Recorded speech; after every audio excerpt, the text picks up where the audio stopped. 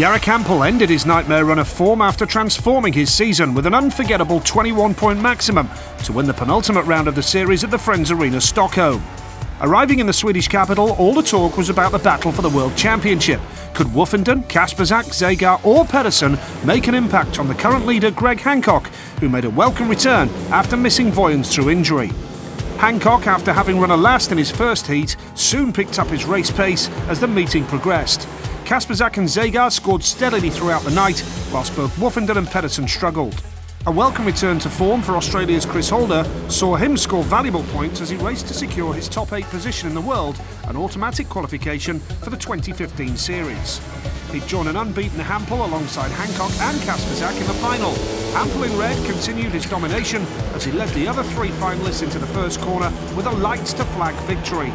The Polish racer had managed just 12 points in the previous 4 rounds, but he ended one of the most difficult spells of his career in spectacular style, romping to a sensational 7 wins at the Friends Arena. So as the World Championship reaches its final round, America's Greg Hancock leads the series by 12 points from Poland's Krzysztof Kasperzak. Defending world champion Ty Woffinden is a further 3 points adrift in third, with Zagar and Pedersen a respectable 4th and 5th. There's just 7 points between Holder in 6th and fellow countryman Batchelor in 11th for the race for the top 8 automatic qualification spots for 2015. So it's all to play for as the riders arrive in Torun for the final round of the championship. It's nice to have a little bit of a cushion, but in this game and in this competition, the level you can never underestimate. So for me, I got to treat it like any other one. I'm going out there to take a lot of points. I know Greg is a really good rider, good starter. He makes this 10 points, I think, no problem to him. Only I be focused, keep what I have now and make good races for me, and if you God give me, I get the medal in World Champions. It probably isn't going to be this year. There's a chance that it can be, but it's very small. But any chance is a chance. So yeah, we'll see how it goes. Hi there, welcome along to Torun, the magnificent Marianne Rose Arena here, and it's the Borrego Torun FIM Speedway Grand Prix of Poland, and what a magnificent venue we're at, round number 12. It all started in New Zealand back in April, and here we are now in Torun, ready for the action. It's all about Greg Hancock tonight, and whether he can just get the necessary points to get him over the line. He should do, but the battle for the silver and bronze is very much on as well, with Zagar and Pedersen breathing down Woffinden's neck, and the battle for the top 8 as well. So Kelvin Tatum alongside me as always this year in the Speedway GP. It is all set up beautifully for the final round of the year. Absolutely right, Nigel. It's a fabulous occasion here in Torun. It's a beautiful stadium with a fantastic track. The stage is set perfectly. There's action at both bottom and top of the table. Greg Hancock, of course, will be desperate to secure the title as quickly as he can. We saw in Stockholm he had the resolve after a disappointing opening ride to bounce back with a fabulous performance and come away with a 12-point lead.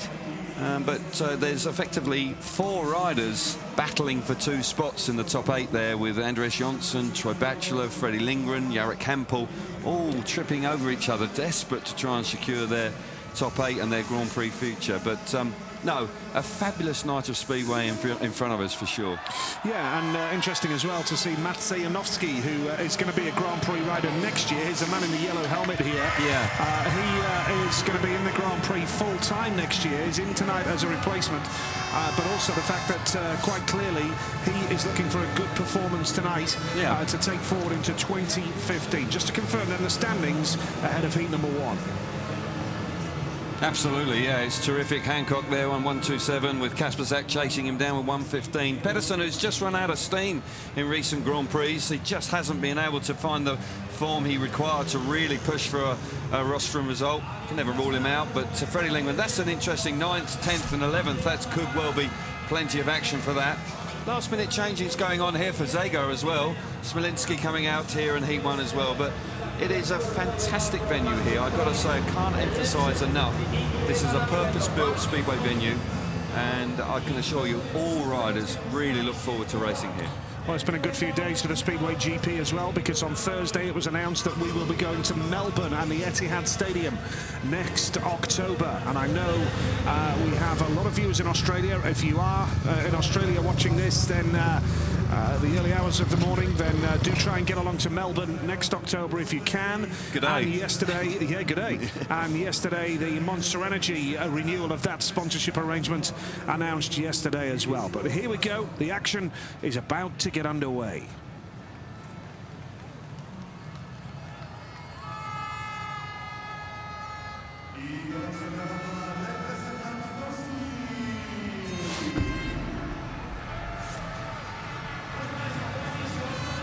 Here we go then with the lineup for the first race of the night. Matej Zegar goes off the inside in red, with Nicky Pedersen going off gate 2 in blue.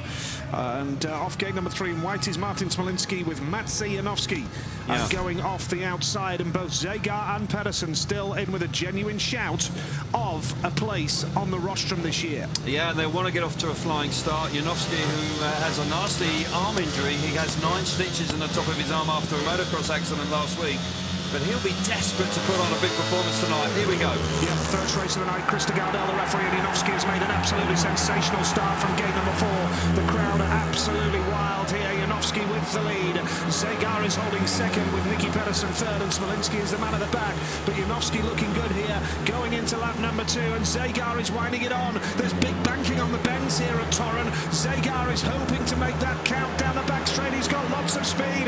Here he comes, and what a start to this meeting, with some spectacular speedway, Calvin. Indeed it is, and Zegar now fires himself to the front. Fabulous speedway from the Slovenian. Gotta say it was a supreme start from Janowski, but Zegar now gets himself to the front. Sensational speedway here in the opening race. Zegar, who's looking for a medal, wants a medal, looking like he's so really intent. Now Pedersen up the inside of Janowski, swaps it. Oh, Janowski's bike's packed up. But Zegar out in front, looking like he's going to win the opening race. Yeah, Zegar on his way to 3 big points here. It's going to put him level with Woofenden in the World Championship in 3rd place on 112 points. Wow. And that was a lively old start, wasn't it? I'll tell you what, that was a fabulous opening race. If that's what we're going to see this evening, we're going to be in for quite a treat. Sensational ride from Zegar, who had lots of speed. You just wonder whether Janowski, after a wonderful start from the outside, may have lost a little bit of power in his engine and got past, and then it bike packed up. He'll be desperately disappointed with that, but gotta say that that was a great statement of intent from Zegar. He's here and keen to get amongst the top 3. He wants a medal. Yep, very much so. Zegar, the winner of heat number 1, then moves on to 112 points in the GP series. That's the same as Ty Woofenden, who holds 3rd place right now. This is the result of the first race. Zegar, Pedersen, Smolinski and Janowski did not finish the race, retired there in the opening race, but the track beautifully prepared, perfect shape, great banking on the bends, and as smooth as you like as well. Brilliant track preparation. Absolutely, not a bank on, a bump on it rather, and you've got to say that Janowski makes initially a supreme start from the outside, and looks like he's got it all under control, but Zegar's using the outside run here, which is not always favourable earlier on.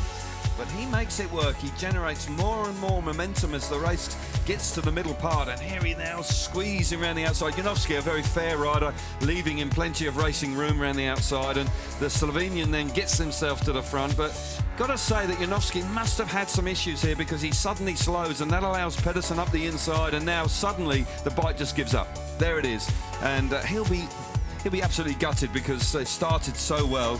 And of course, Pedersen and then Smolinski inheriting points there because of the engine failure to Janowski. But Zegar, a great start. Greg Hancock's out in this race. He's off the inside gate. He needs 10 points to be crowned world champion tonight. And any points that Christoph Kasperzak or Ty Woofenden drops, of course, that target comes down, with Greg Hancock going off the inside in red here. Now, Troy Batchelor, he's on 85 points. He's got riders above him on 87 and Jonsson on 86. The top 8 is what we're talking about here. Yeah. Kenneth Bier off 3 and Andreas Jonsson, who's on 86 points. Now, if you do finish in the top 8 in the World Championship, you are secure in the series for the following year. Lots of agendas here tonight. There are, and Troy Batchelor's been battling very hard. Andreas Jonsson's an interesting one, because he has had a desperate season, but then winning in Voyens, it seems to have reinvigorated him, and then subsequently it's been in a really rich vein of form. And Jonsson on the outside here, keep an eye out for him. Here we go. Greg Hancock off the inside gate has made a trademark start, as you would expect. 3 points perhaps towards his target to become world champion. Jonsson squeezes out Bachelor, who was third there. Kenneth Pierre at the back, but the old master, Greg Herbie Hancock, goes into lap 2 with the race under control. He does indeed, and he would have been happy to have had the in-start for his first race here tonight, and an excellent start from him. Johnson looks threatening. Good first corner from Johnson, who missed the start from the outside, but shot back to the inside coming off the first turn, and is right there. Bachelor was passed. He got squeezed out down the back straight early doors, but look at that majestic style from the American out in front. Greg Herbie Hancock, immaculate as always. Yeah, absolutely, and it could well be one of the greatest achievements in the history of Speedway. To see Greg Hancock at this age crowned world champion. He's taking a huge step towards it now. Into turns 3 and 4 for the final time. He's got his family here in the stadium tonight. All his family watching on, and Hancock with 3 big points. Magnificent from Greg Hancock from gate number 1. There's Team Hancock, the family and friends that are in the stadium to support him tonight. He won't hang around, I'm sure. He'll just acknowledge his family and then return to the pits area, because he knows that he's still got a little bit of work to do. But my goodness, it is going to be a special night tonight, you feel, for a very special Speedway rider. Just to confirm, heat number 2, the result was Greg Hancock off gate number 1, Andreas Johnson there finishing in 2nd place, with Troy Bachelor 3rd, and Kenneth Pierre trailed in at the back. But what a start from Greg Hancock. And no surprise to see that. The inside gate is probably his favourite, and he makes hay here. He gets to the first corner comfortably in front, dominates the first corner. Great move from Johnson, because he missed the start from the outside, slams the door shut to stop that run from Troy Bachelor. First time of asking down the back straight. You see it here now. Johnson has plenty of racing room for him, and he knows how important every point is here, because those two boys in 2nd and 3rd are battling for their futures in the Grand Prix.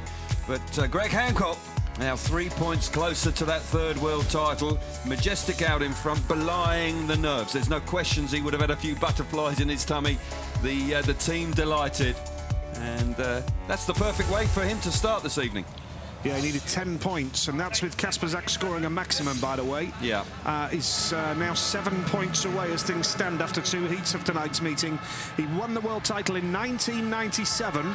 He then won it again in 2011, and here we are in 2014. And by the way, the good news is he did give interviews yesterday confirming he's got no desire to pack it all up and retire as world champion. He wants to carry on. And when you ride as well as he does, and he stays out of trouble by and large, he had that nasty incident. We see now 130 for Hancock after that win, stretching the lead.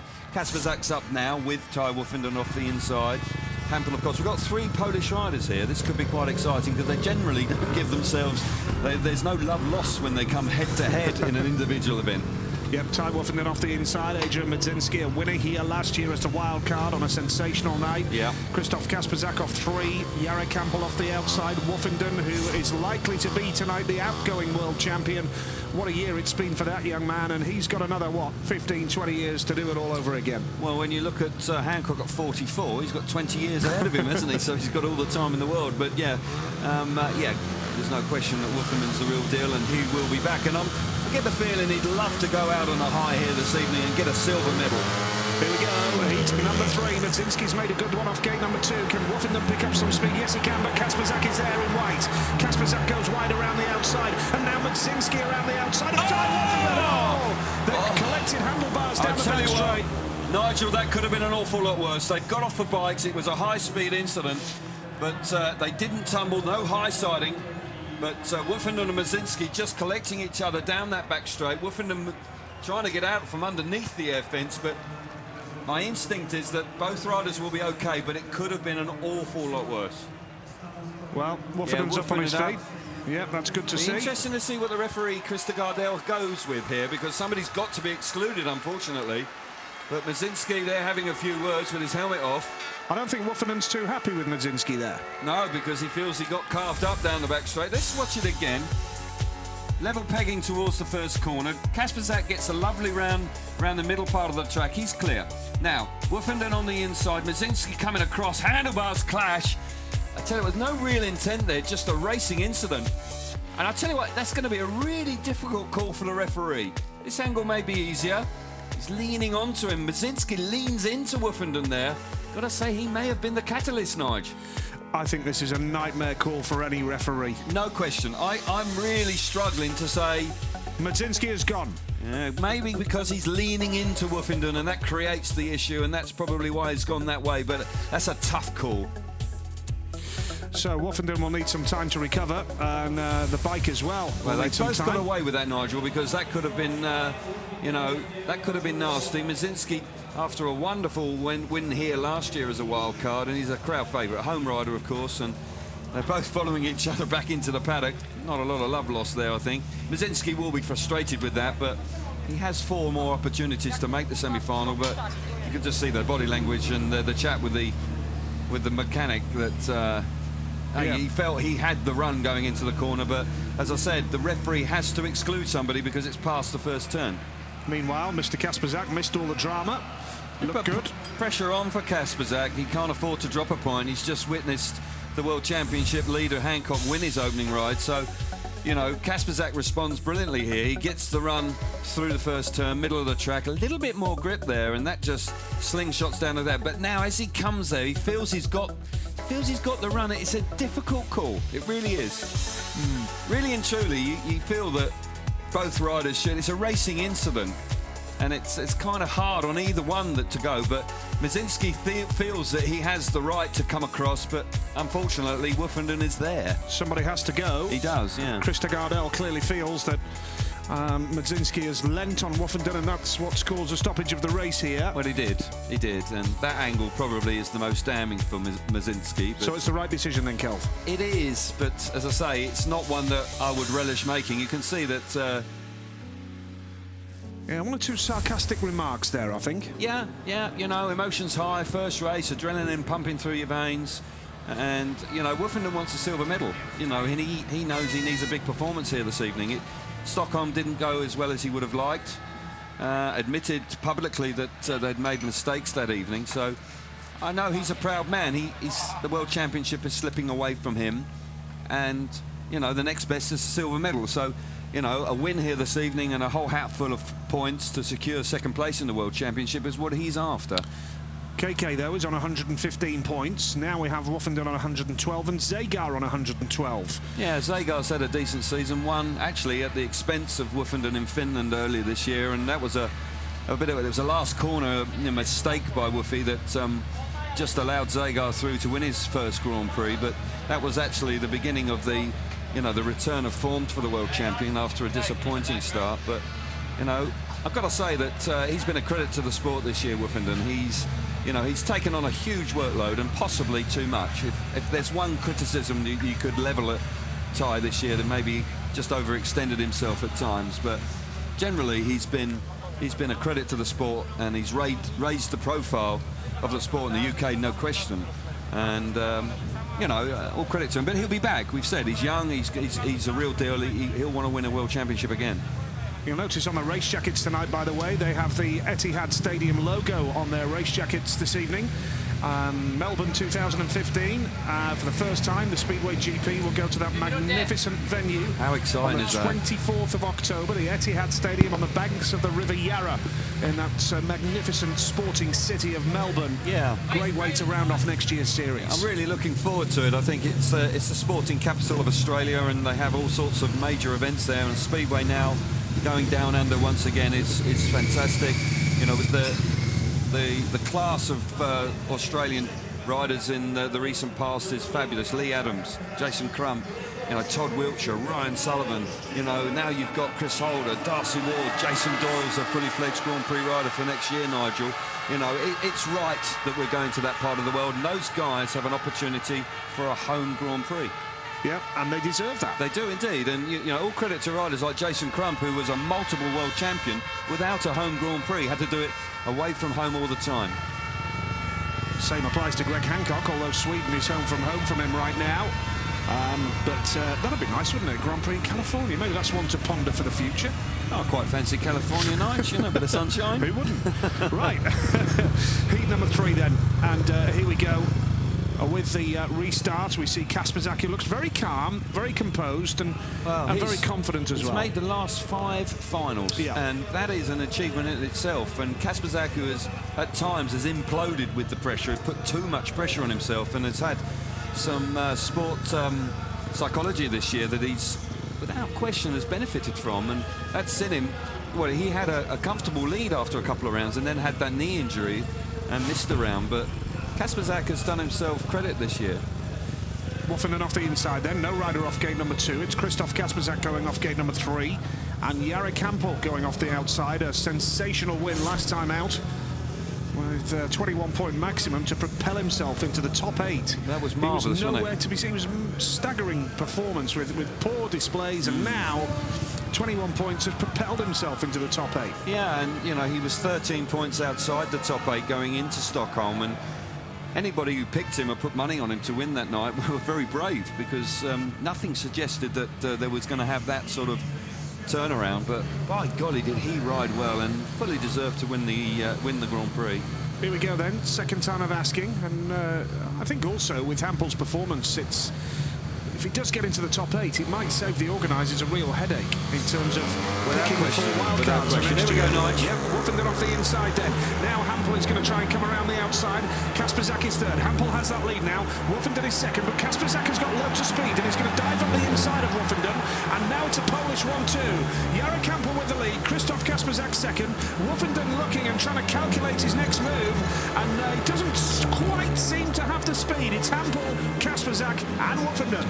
Yeah, great start from Hampel, and Hampel's doing Hancock a favour here, because if he can lower the colours of Kasprzak, of course, that makes the job just that little bit easier for Greg Hancock to secure his 3rd World Championship.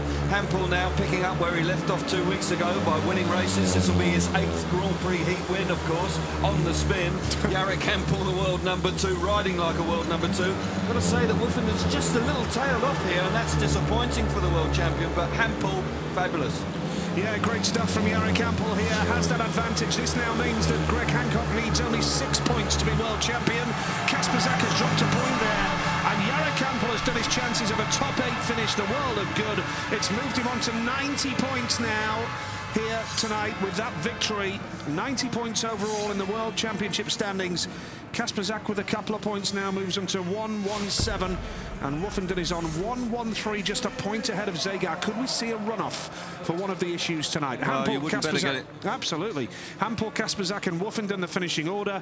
Medzinski, of course, disqualified from that race, but what a ride from Jarek Hampel, because he didn't make it first time out. No, he didn't, and he took the opportunity second time of asking. We often see this with Kasprzak initially in front. He'll be gutted because he'd made such a great first turn first time out, but you know, it's often the case where second time of asking, and Hampel, in the form he's in, you know, he's irresistible. Kasprzak was fast in second place, no question about it, but Woffenden just couldn't resist that charge down the back straight early doors, and the 2 poles then push away. You've got to say that this track really suits the Polish style of riding, and Jarek Hampel, 8 Grand Prix heat wins in succession.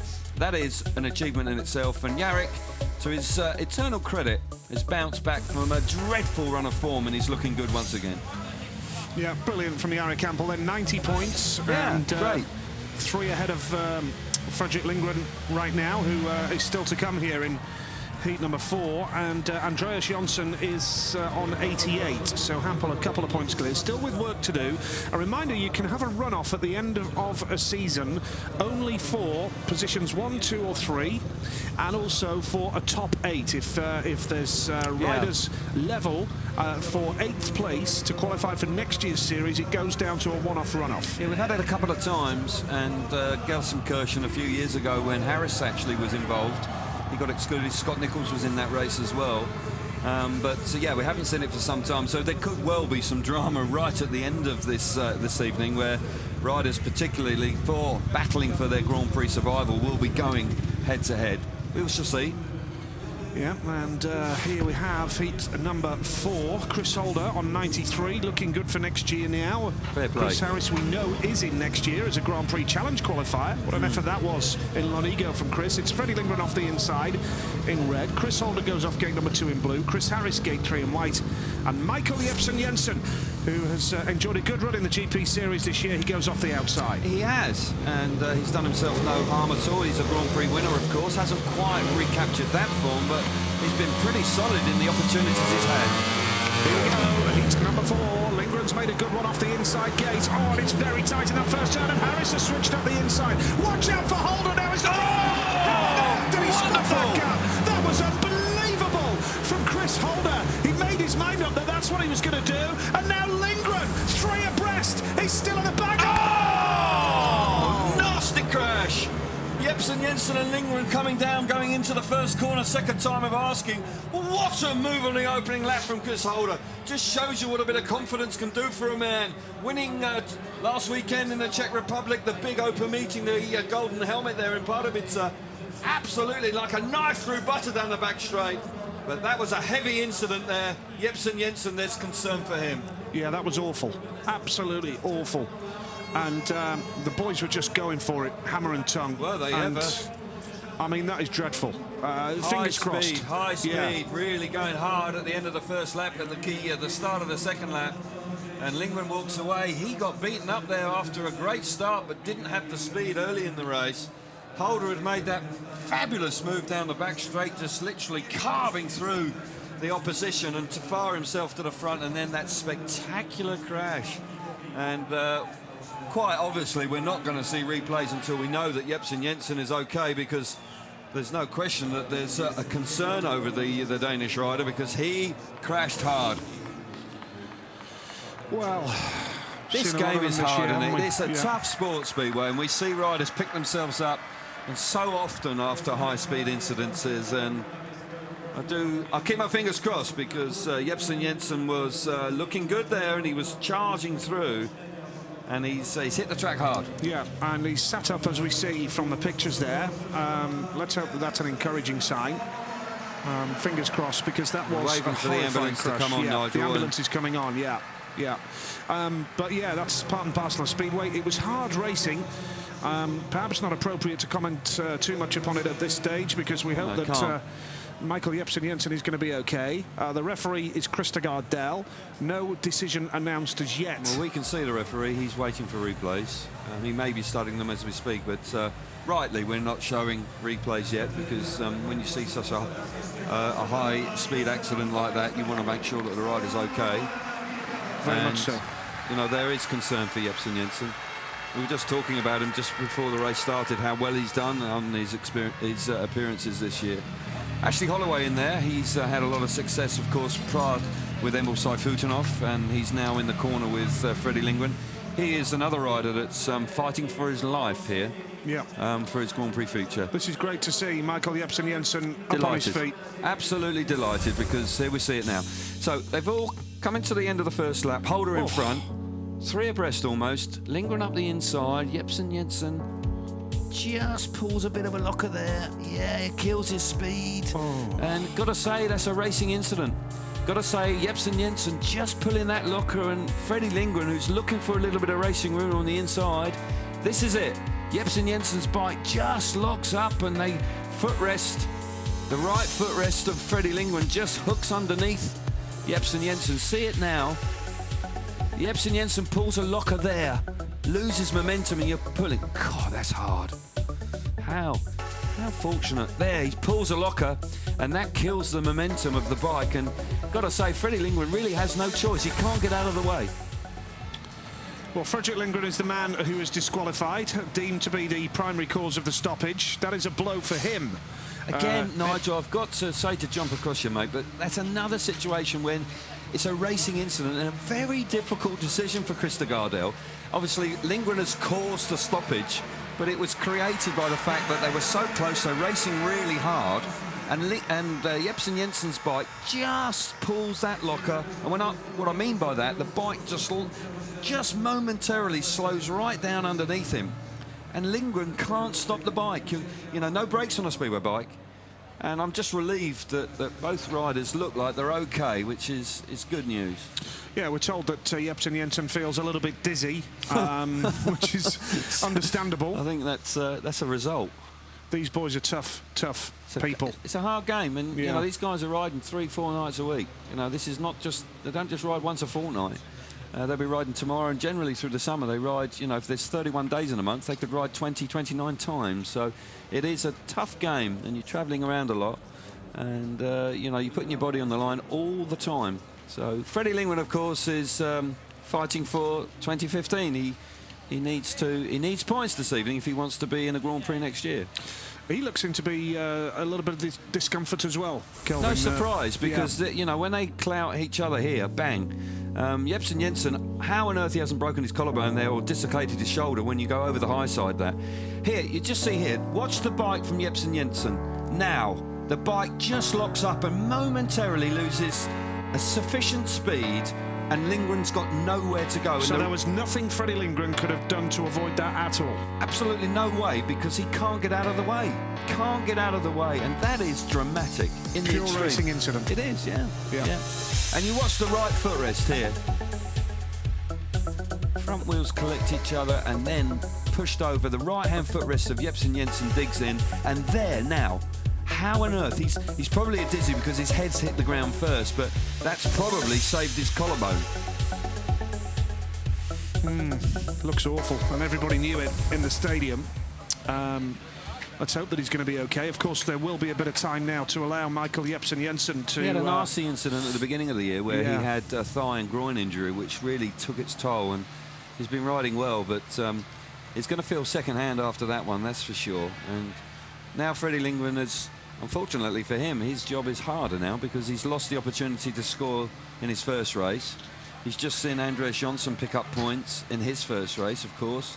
And that battle for the top 8, I tell you, that is tense, with a capital T. Really is tense. Yeah, Jonsson's now on 88, Lindgren's on 87, Bachelor's on 86. And Jari Campbell is on 90. So... well, Hampel's going the right way, isn't he? Absolutely. He's really, like, you know, coming into this meeting on a high. He's won his first ride in fine style. Jonsson, Bachelor, Lindgren, all... Iversen, unfortunately for him, he's not here, and he will gently slip down the order. He'll come out of the top 8 this evening. Well, it's going to be a replacement then, yeah. Pavel Szapelski, we haven't seen him ride, but this is a rider, Nige, whose stature in the sport is growing dramatically. He's another young Polish rider that is highly rated. Another rider with a neck brace. We see that. That's becoming more popular now.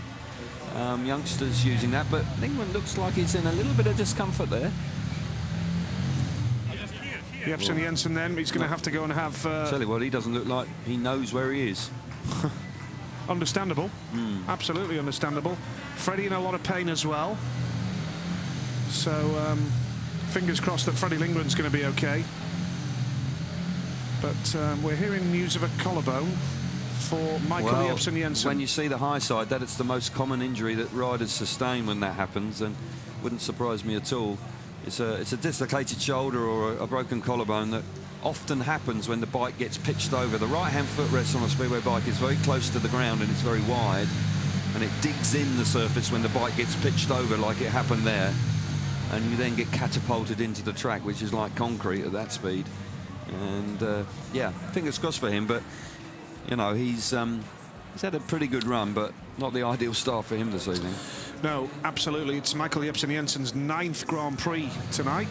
Yeah, and just talking about injuries, how the attrition rate this year has been pretty high, hasn't it? When you look at the top riders, they've all missed Grand Prix.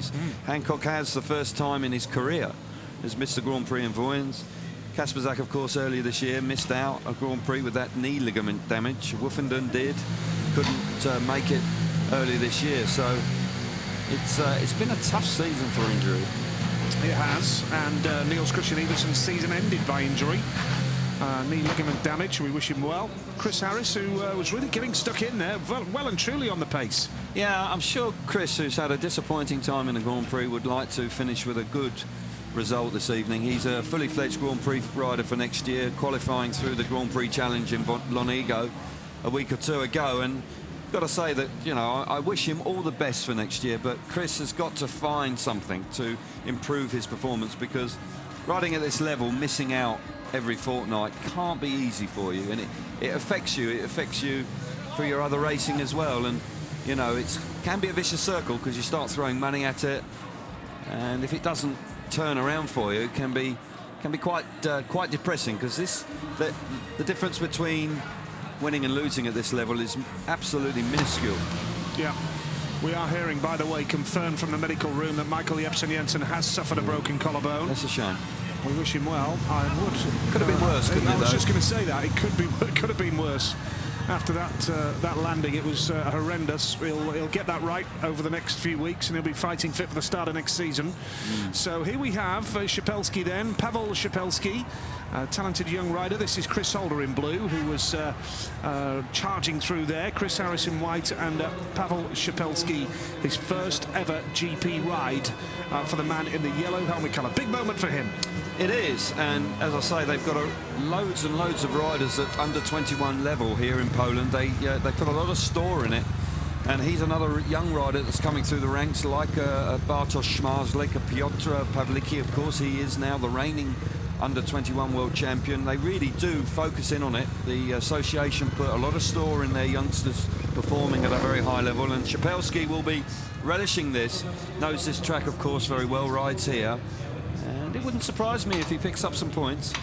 Beauty of this stadium is that you can come here any time and just practice. The Torun riders, they can just come here for practice. You know, I know that Torun riders based in the UK, like Darcy Ward, Chris Holder, they have actually flown out here specifically to do testing of machines, and that's the facility that they've got here. It's a great facility to have. It is indeed, and you're so right, because they have the opportunity.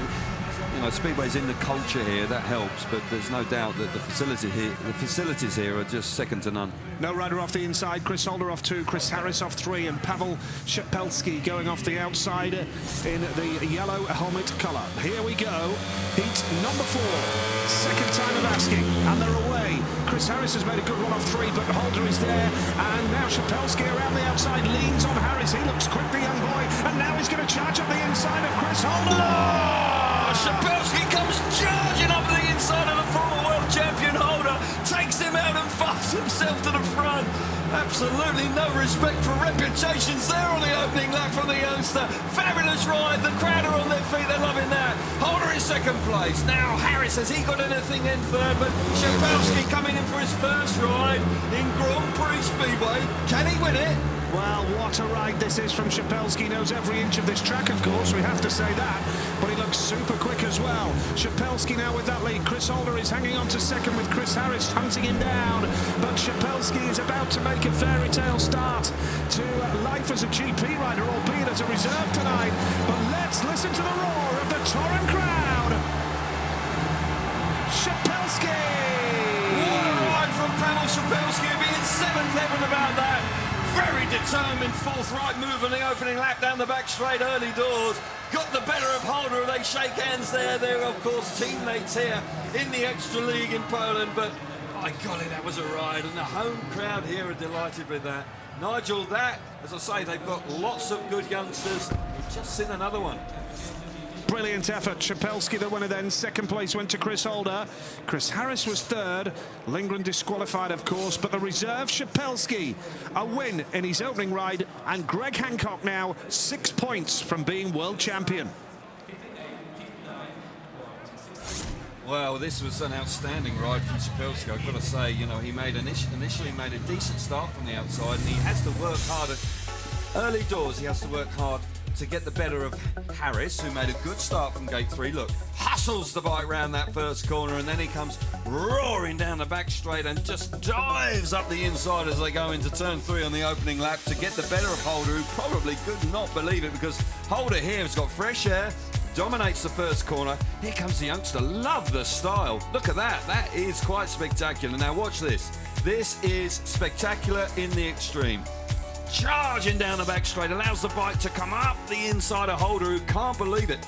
Allows the bike to just run across it. He's ruthless, absolutely ruthless. No respect for the former world champion there from Australia. And Szpilski starts in fine style. Tell you what, they have got some youngsters, haven't they, the Poles? But it's a massive speedway town. You only have to walk around the town centre here in Torun, and it's a massive speedway presence. There was actually on the day today in Torun town centre, there was a big stage, and Adrian Madzinski was making an appearance in the town centre. Szpilski was there as well. Yes, he was. And, you know, terrific promotion of the sport. And here, when they ride in the Polish league, It is absolutely buzzing for Speedway here at this venue, and we're delighted to be here as well for the final round of the year. It's been a dramatic opening 4 heats, and obviously marred by that crash, Jepsen Jensen with a broken collarbone, but the race for the world title, Hancock getting closer. Yeah, it was you know, a perfect start for Greg, and then with Kasperzak dropping a point, that makes the job just a little easier. 6 points from 4 rides. You'd probably think he'll get the deal done by the time we get to the semi-finals. I'm sure he'll be desperate to do so, and I'm sure, you know, the family here in attendance. Do you know what? I didn't even know he had a brother, and the fact is that he's turned up this evening is quite significant. You know, his wife and his children here. It will be a very emotional time, I believe, for them, if he can do it. What he's put himself through with the hand injury is remarkable in itself. You know, and he got that 12-point lead coming away from Stockholm 2 weeks ago that showed tremendous determination and character after failing to score first time out. So, yeah, fair play to Hancock. And another great ride also from Hampel Nige, who is without definite, he's turned a corner.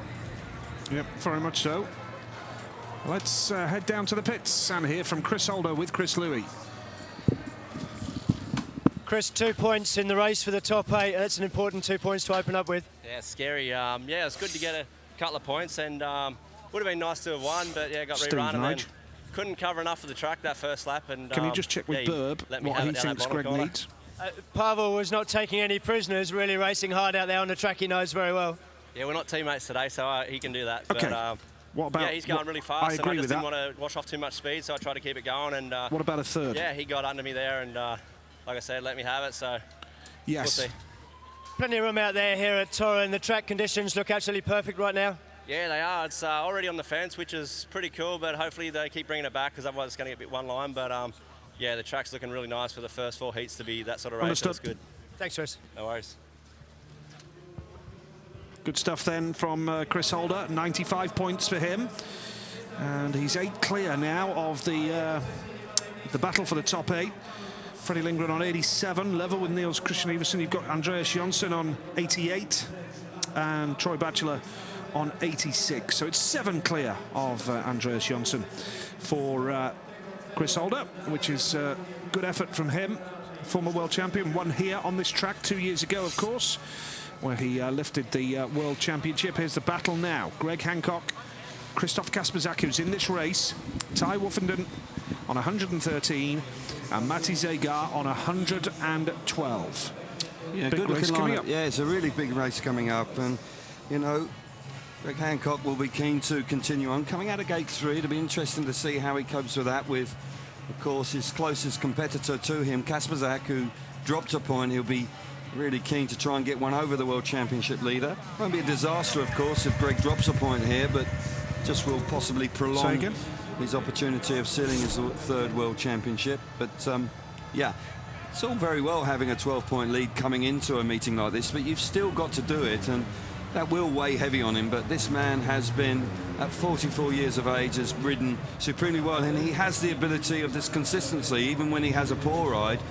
You know, how often this year have we seen him turn it around and come out and win the next one? So, you know, if he wins here this evening and clinches his 3rd World Championship, I guarantee you there'll be nobody in here, nobody in the world of Speedway that will begrudge him winning his 3rd World Championship. He is Mr. Nice Guy and fully deserves it.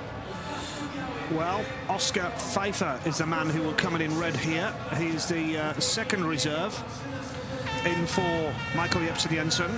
He's got quite an act to follow, hasn't he? That's after Szapelski, yeah. Szapelski's kind of put the pressure on him, because Oscar Pfeiffer, another youngster who is a Torun boy, and he's going off the inside, but he's got some quality opposition. This is a pretty tough race to come out in, but got to say that Szapelski was pretty impressive when he got the better of Holder in the previous ride.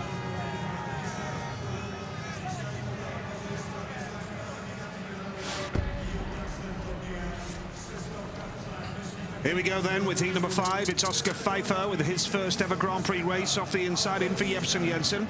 Matti Zegar chasing a medal tonight off gate number 2. Greg Hancock He's off gate number 3, and his nearest rival, Krzysztof Kasperzak, is off the outside. Now, Greg can be crowned world champion in this race.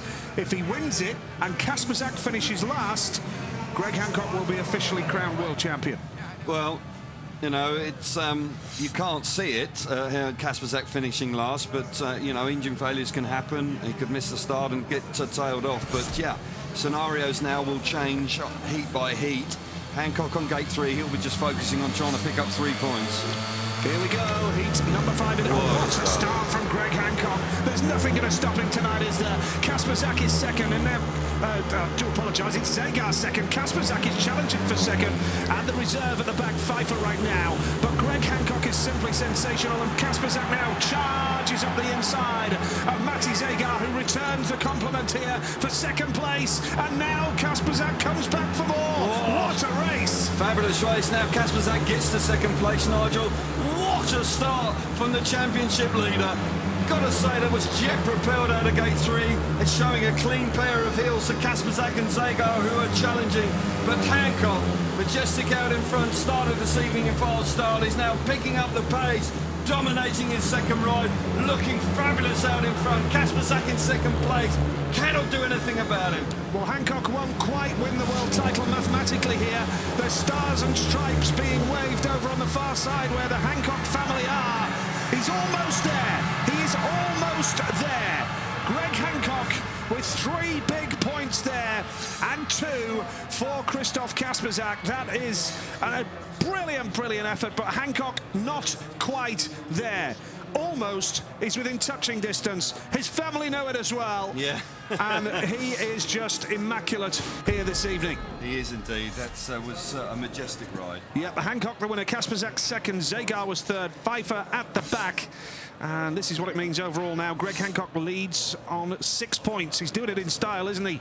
Zagar with 4 points right now, and Kasperzak on 4 as well. But, well, no messing from Greg Hancock. He wants to get on with it.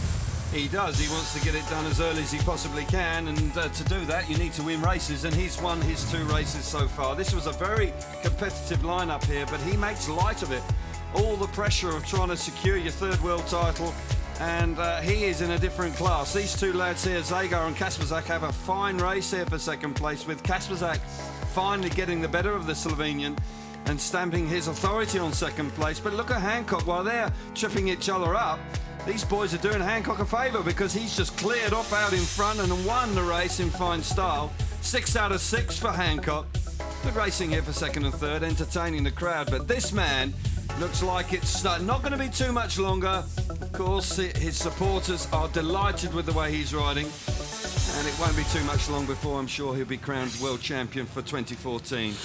Yep. Immaculate. Absolutely immaculate. Yep, 2 more points, I reckon. 2 points for sure. Yeah, and on the evidence of his first 2 rides, that should be fairly straightforward for him. You know, he's picked up 6 from his first 2. He's just, you know, after that first ride in Stockholm, you'd be thinking, oh, is the hand hurting him? He then gets 11 from the next 4 nights and walked away with a 12-point lead after Stockholm. But tonight, fitter, looking hungry, handling the pressure supremely well. Here we go with heat number 6, Chris Holder off the inside, with Ty Woffenden, the outgoing world champion, off gate number 2. Gate number 3 is Nicky Pedersen, and Kenneth Bier is going off the outside. So here we go, and we can now officially say that Ty Woffenden's reign as world champion is over. It's been a wonderful year. He's been a great world champion. He has. He's been a credit to the sport, and I know that he'll be back for more, and I'm sure he'd like to finish with a really big display here tonight. Just didn't have the pace in the first one, and he's going to need to have it here, because there's some hard charges in this race, and Holder on the inside who's full of confidence. So Ty, I'm sure, wants a silver medal, so he's going to have to start winning races. Here we go, heat number 6, and Holder's made a good start off the inside, and now Woffenden will try the switch, so will Bier. Woffenden is there, watch out for Pedersen in white, 3 abreast down the back straight. Woffenden just gets off the gas. It's Holder with the lead. Nicky Pedersen is second, Ty Woffenden is third right now, and Kenneth Bier is at the back, and Woffenden's gone right. That allows Bier an opportunity now.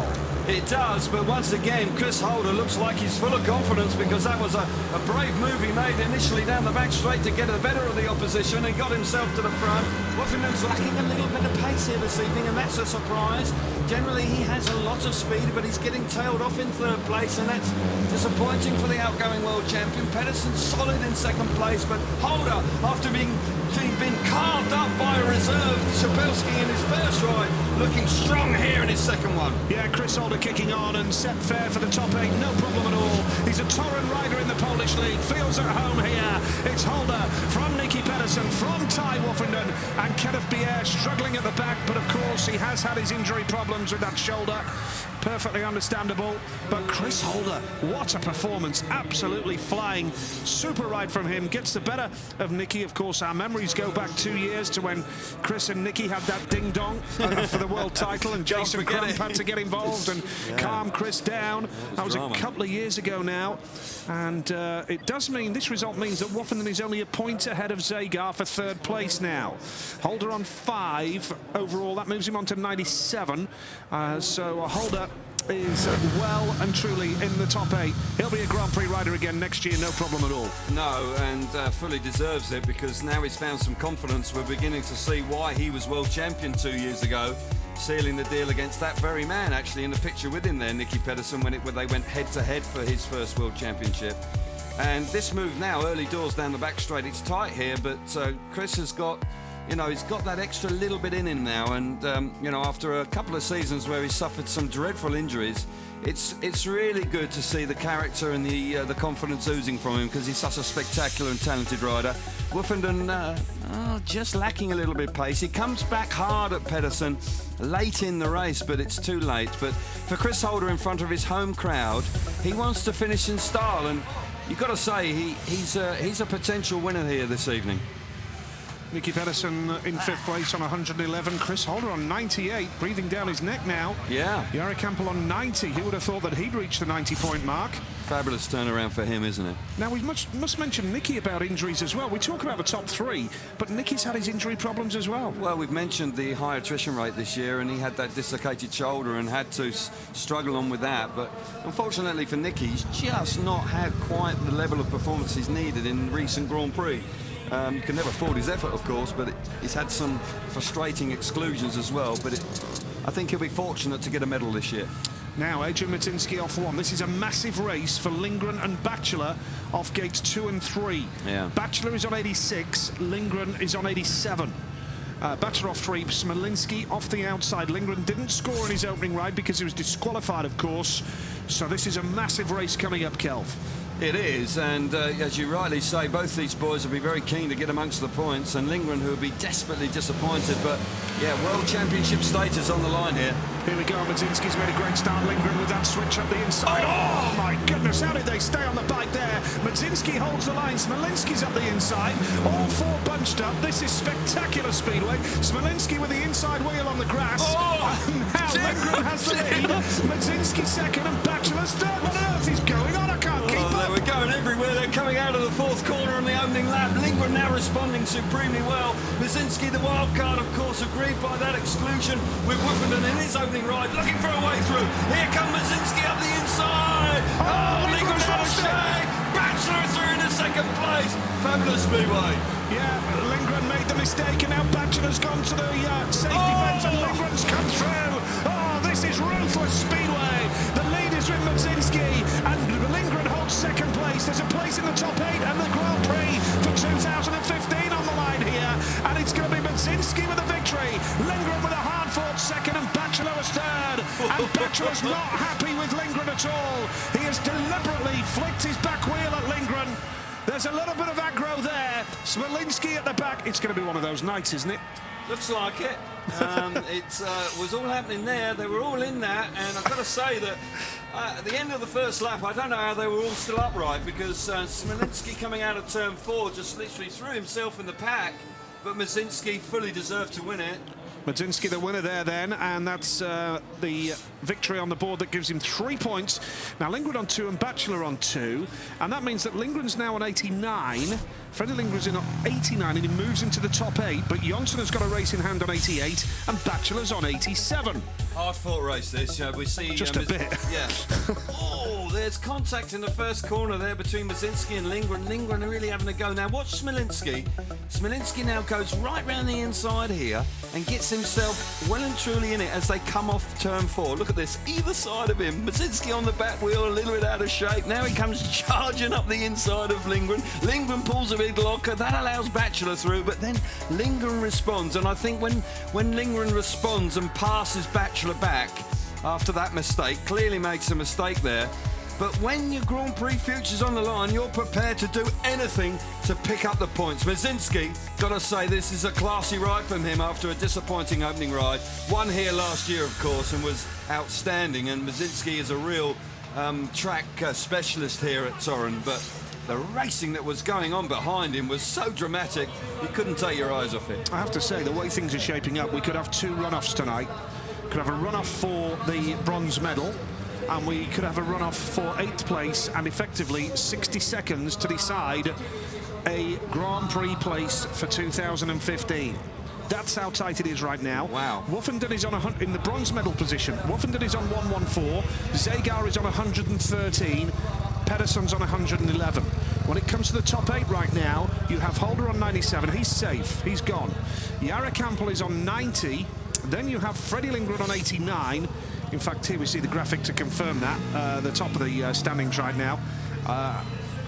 So in the bottom half, Jari Campbell's on 90. Freddie Lindgren is now on 89.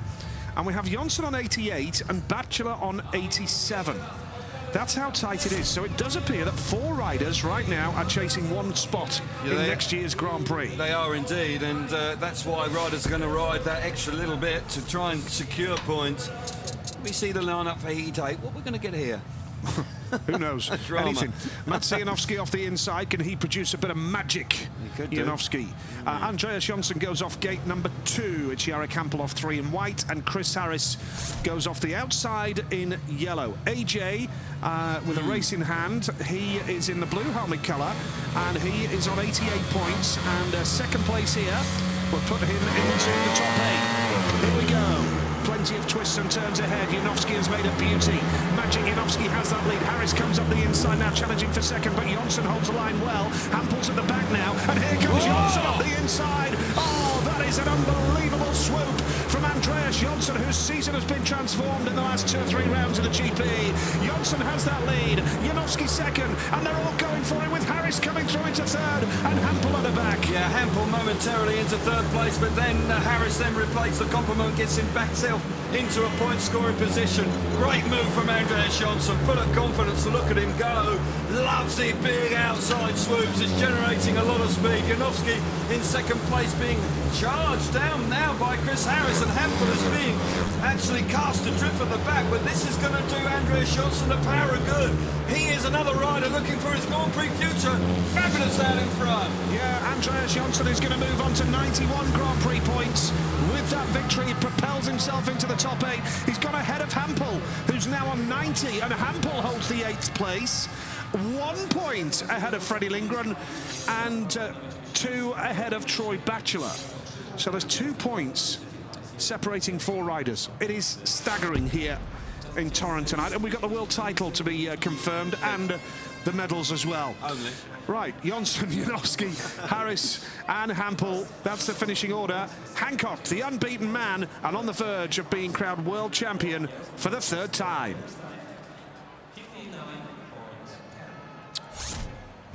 Yeah, super ride from AJ. He's since that win in Voyens, it's just transformed him. He's oozing confidence, and it's displayed here brilliantly. He comes away from the gate 2 position. Initially drops the clutch spot on, but Janowski's bike works supremely well to the 1st corner. And Harris coming through into 3rd with Hampel out the back, and he'll be disappointed, Hampel, because he won well 1st time out. Great move from AJ up the inside there to get the better of Magic Janowski. And from that moment on, AJ really relishes the conditions here, and he's generating more and more speed. And that engine that Ashley Holloway produced for him a few weeks ago is without question turned things around for him, and it looks like he's going to be able to secure his Grand Prix future. But 5 points from 2 rides, he'll be pleased as punch with that, and if he can continue on, then, you know, he's a former world number 2 just 3 seasons ago, so it's not really a surprise that he can win Grand Prix and ride at that level. So what a view that is. It really is a very spectacular venue here, and the racing matches this the status of the stature of the stadium, doesn't it? It's a really glorious place to come. Yeah, really is a wonderful venue, and the racing is just stunning. And takes your breath away. Yeah, I think the riders go out there with that freedom as well, knowing that the track is so superb. Exactly. You said it earlier, Calv, you'd love to get out there. Yeah, I was chatting with Chris Louis earlier, and we were just absolutely sort of like, you know, would be desperate to get out there and have a real ride round. And I think that's when you see riders actually lifting their level on a night like tonight, when the track conditions are so ideal. Yeah, absolutely. So Det seneste nye, vi kan fortælle om uheldet, one of our som Michael TV colleagues, Jensen blev ude i sit but the way it's allerførste looking heat, now, det you know, any time now, in fact, wins Greg out heat number 10, we would expect that to be the race, because KK's not out until heat number 11.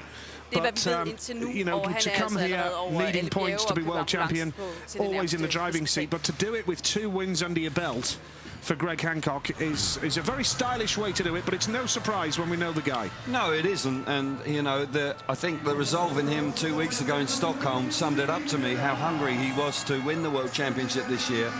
Great mental attitude, Steve, can you never really throwing the towel in. The self-belief in him is extraordinary. I'm fully expecting Hancock to do the business very soon. Let's hear from Christoph Kasperzak now with Chris Louis. Christoph, 4 points on the night tonight, Steve, but there's no stopping Greg Hancock out Greg there. needs a second place, so fast, please. I know that, and he showed now from grade 3 he has so fast bike, and even I cannot catch him.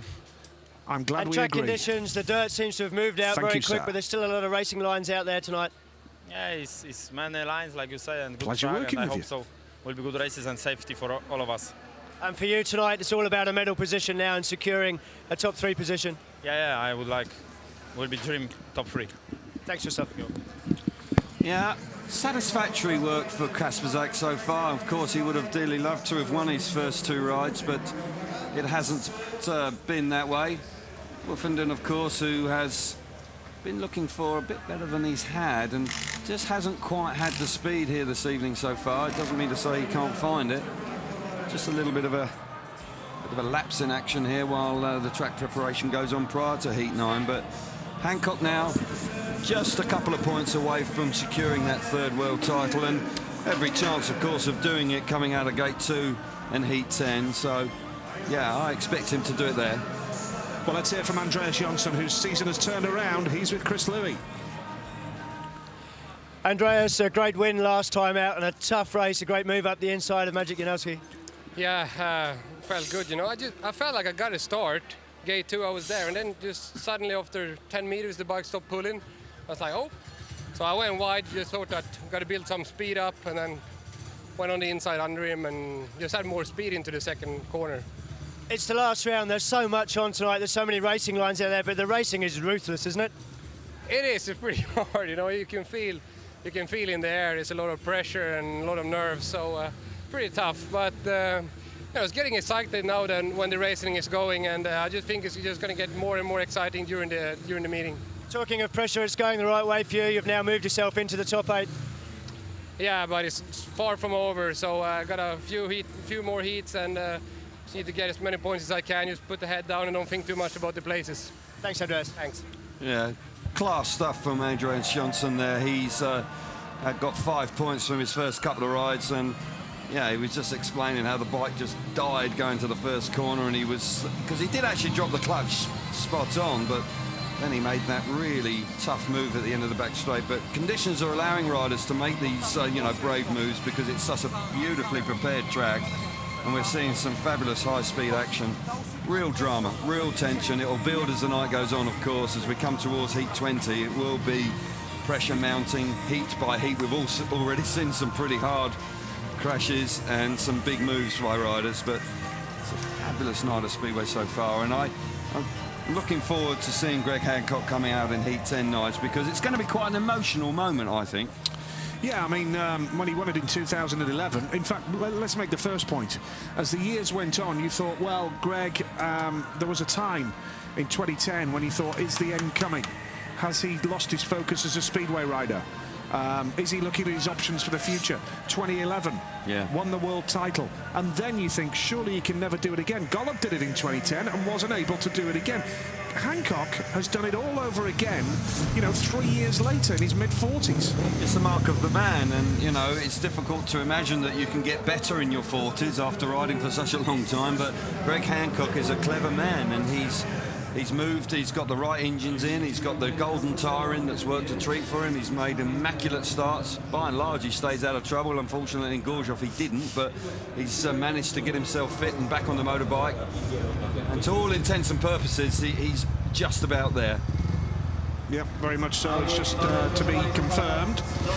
Heat number 9 coming up here in Torun, this wonderful Marianne Rose Speedway Arena. Around about, what, 2 miles outside of the town centre, there or thereabouts? Brand new venue. They sold the old stadium, and it's now a shopping mall. And the stadium was moved about 1 kilometre further up the road. And as I say, it is a purpose speedway venue. Doesn't get that often, used that often for official fixtures, so it is a special place to come. And I've got to say, it is a mouth-watering venue to come to.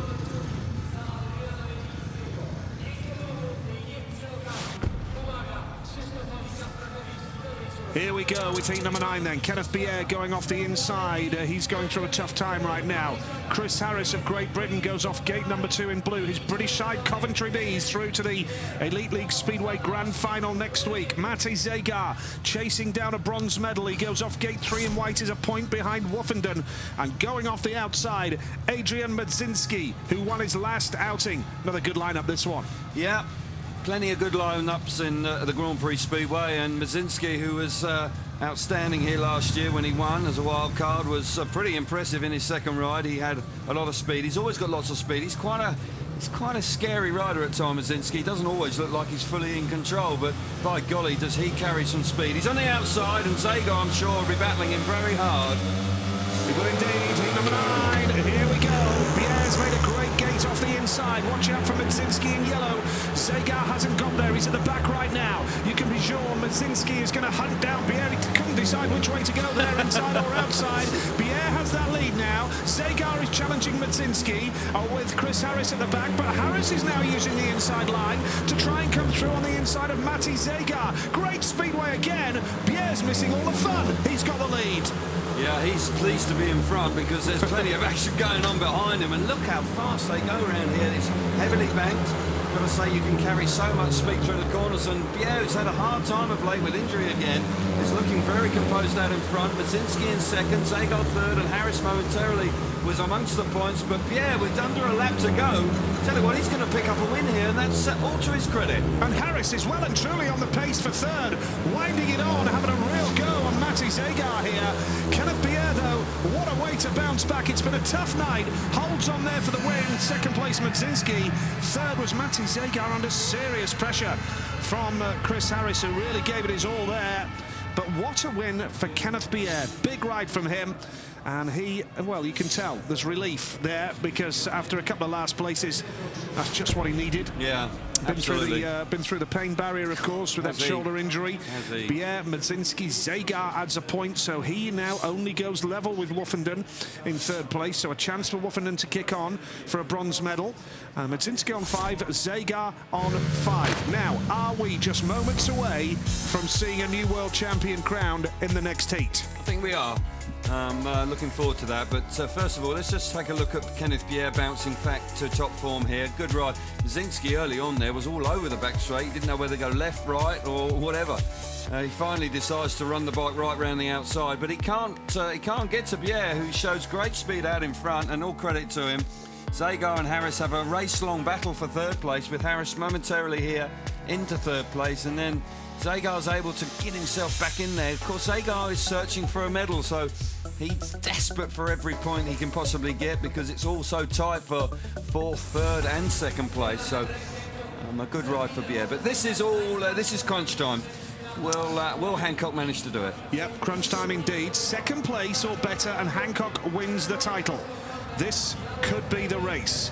There's other issues here, because Hampel and Lindgren, Lindgren off 3 and Hampel off 1, they need points for their top 8 battle, and Nicky Pedersen, a win for him would propel him really close for a bronze medal. Yeah. So there's all sorts of issues, but, you know, the big one here is the world title. Yeah, and I've got to say that Greg Hancock is so focused, I don't think he's going to worry about all these different permutations. He'll be just looking for another race win, Nige. Yeah, he's done the job well so far. It's Jarek Hampel off the inside with Greg Hancock going off gate number 2 in blue. Freddie Lindgren is off gate 3 in white. And Nicky Pedersen is the man off the outside in yellow. Could this be the moment? Greg Hancock in blue. Ty Woffenden, who of course has been hunting down a second successive world title this year. I'm sure he's going to be back for more, but Greg Hancock at the age of 44 going for a 3rd world title. 1997, 2011. The SGP series, it was announced on Thursday. It'll be going to Melbourne and the Etihad in October next year. New deal with Monster Energy announced yesterday. New world champion, perhaps tonight. Greg Hancock in this race, off gate 2 in blue. It's Hampel who's made the start. Hancock hasn't quite got the lead, and up the inside is Lindgren. Lindgren locks up, and now here comes Nicky Pedersen, and Hancock is in 3rd place. He's going to charge up the inside. Pedersen has that lead, and now Greg Hancock holds the line. That's a hugely intelligent ride from Greg Hancock. This will do it. If he hangs on to this, Hancock's going to be the champion. Nicky Pedersen with a win here will go level with Woffenden and Sagar for a bronze medal as well. Extraordinary stuff here. Pedersen, Hancock, Hampel, Lindgren, and Greg Hancock is 2 laps away from a 3rd world title. Fabulous move by Hancock there. He did terrifically well to get himself up the inside of Hampel. Fantastic ride. This is all he needs. Nicky Pedersen going great guns out in front. Hancock looking good for a world title there in 2nd place. Hampel now getting tailed off, and Freddie Lindgren back in 4th. But Pedersen looking good for a win, but it's going to be Hancock's title. Here we go. It's a new world champion. It's Greg Herbie Hancock in blue. He cannot be caught at the age of 44 years of age. It's one of the greatest achievements ever in World Speedway. Greg Hancock of the USA, who started his professional career in the UK in 1989, a staggering 25 years ago, is here in Torun tonight as a new world champion. Hats off to the nice guy at Speedway. It's Greg Herbie Hancock. Well, what an achievement it is. You're absolutely right, Nigel. It has to go down as one of the greatest achievements in the history of the sport. He's ridden absolutely beautifully throughout the year. Had that hand injury, could have lost his arm in actual fact. It's such a dramatic incident he sustained in Gorshov. And when he came back in Stockholm, failed to score in his first ride, picked up a whole hatful of points and went away with a very comfortable lead. Fantastic scenes, fully deserved. And Greg, I've known and rode against him when he came over to the UK. He has been such a marvellous ambassador for the sport throughout his career. No controversy about the man. He's the real deal. And at 44, what an achievement. Well, you can't touch the trophy yet, Greg. Not quite. That's for later. But the traditional bumps. He's got a very loyal pit crew that have been with him for quite some time. His brother is here tonight. His family here, his wife, and 2 of his children are here tonight as well, watching the action too. A proud moment. He did it in 2011. Hands up if you thought he'd never do it again. Well, most of us would do that, I think. Ty there obviously wants to hand over. Family present there on the centre green, of course. It is a very, very special time for Greg Hancock. I think a lot of people would never have predicted that he could win another world championship at this stage. When you consider how hard the racing is now, so much respect amongst his competitors, all congratulating him. It really is a special moment, and it's great to see. And this is how highly he is held by other riders. As you say, he has a very loyal back room staff. His team have been with him for well over 10 years. And got to say that it's a special time. Peter John's there, of course, the engine tuner, now winning his 3rd consecutive world championship. 3 different riders, but Greg Hancock. The grin, they call him the grin. I'm going to say that grin is going to take some time to get rid of, because he'll be in 7th heaven. Quite right too. Brilliant stuff from Greg Hancock. A third world title, the result. And let's just remind you, that was a massive win for Nicky Pedersen there as well, with Hancock second. Hancock now on 8 points, cannot be caught in the World Championship race, but with Nicky Pedersen picking up 4 points there, he goes level with Woffenden and Zagar in the race for a bronze medal. And with Lindgren's last place there, well, that is a huge blow to him because he's chasing a top 8 place as well. But it's all about this guy for the moment, Greg Hancock of the USA, the grin. Yeah! Fantastic stuff.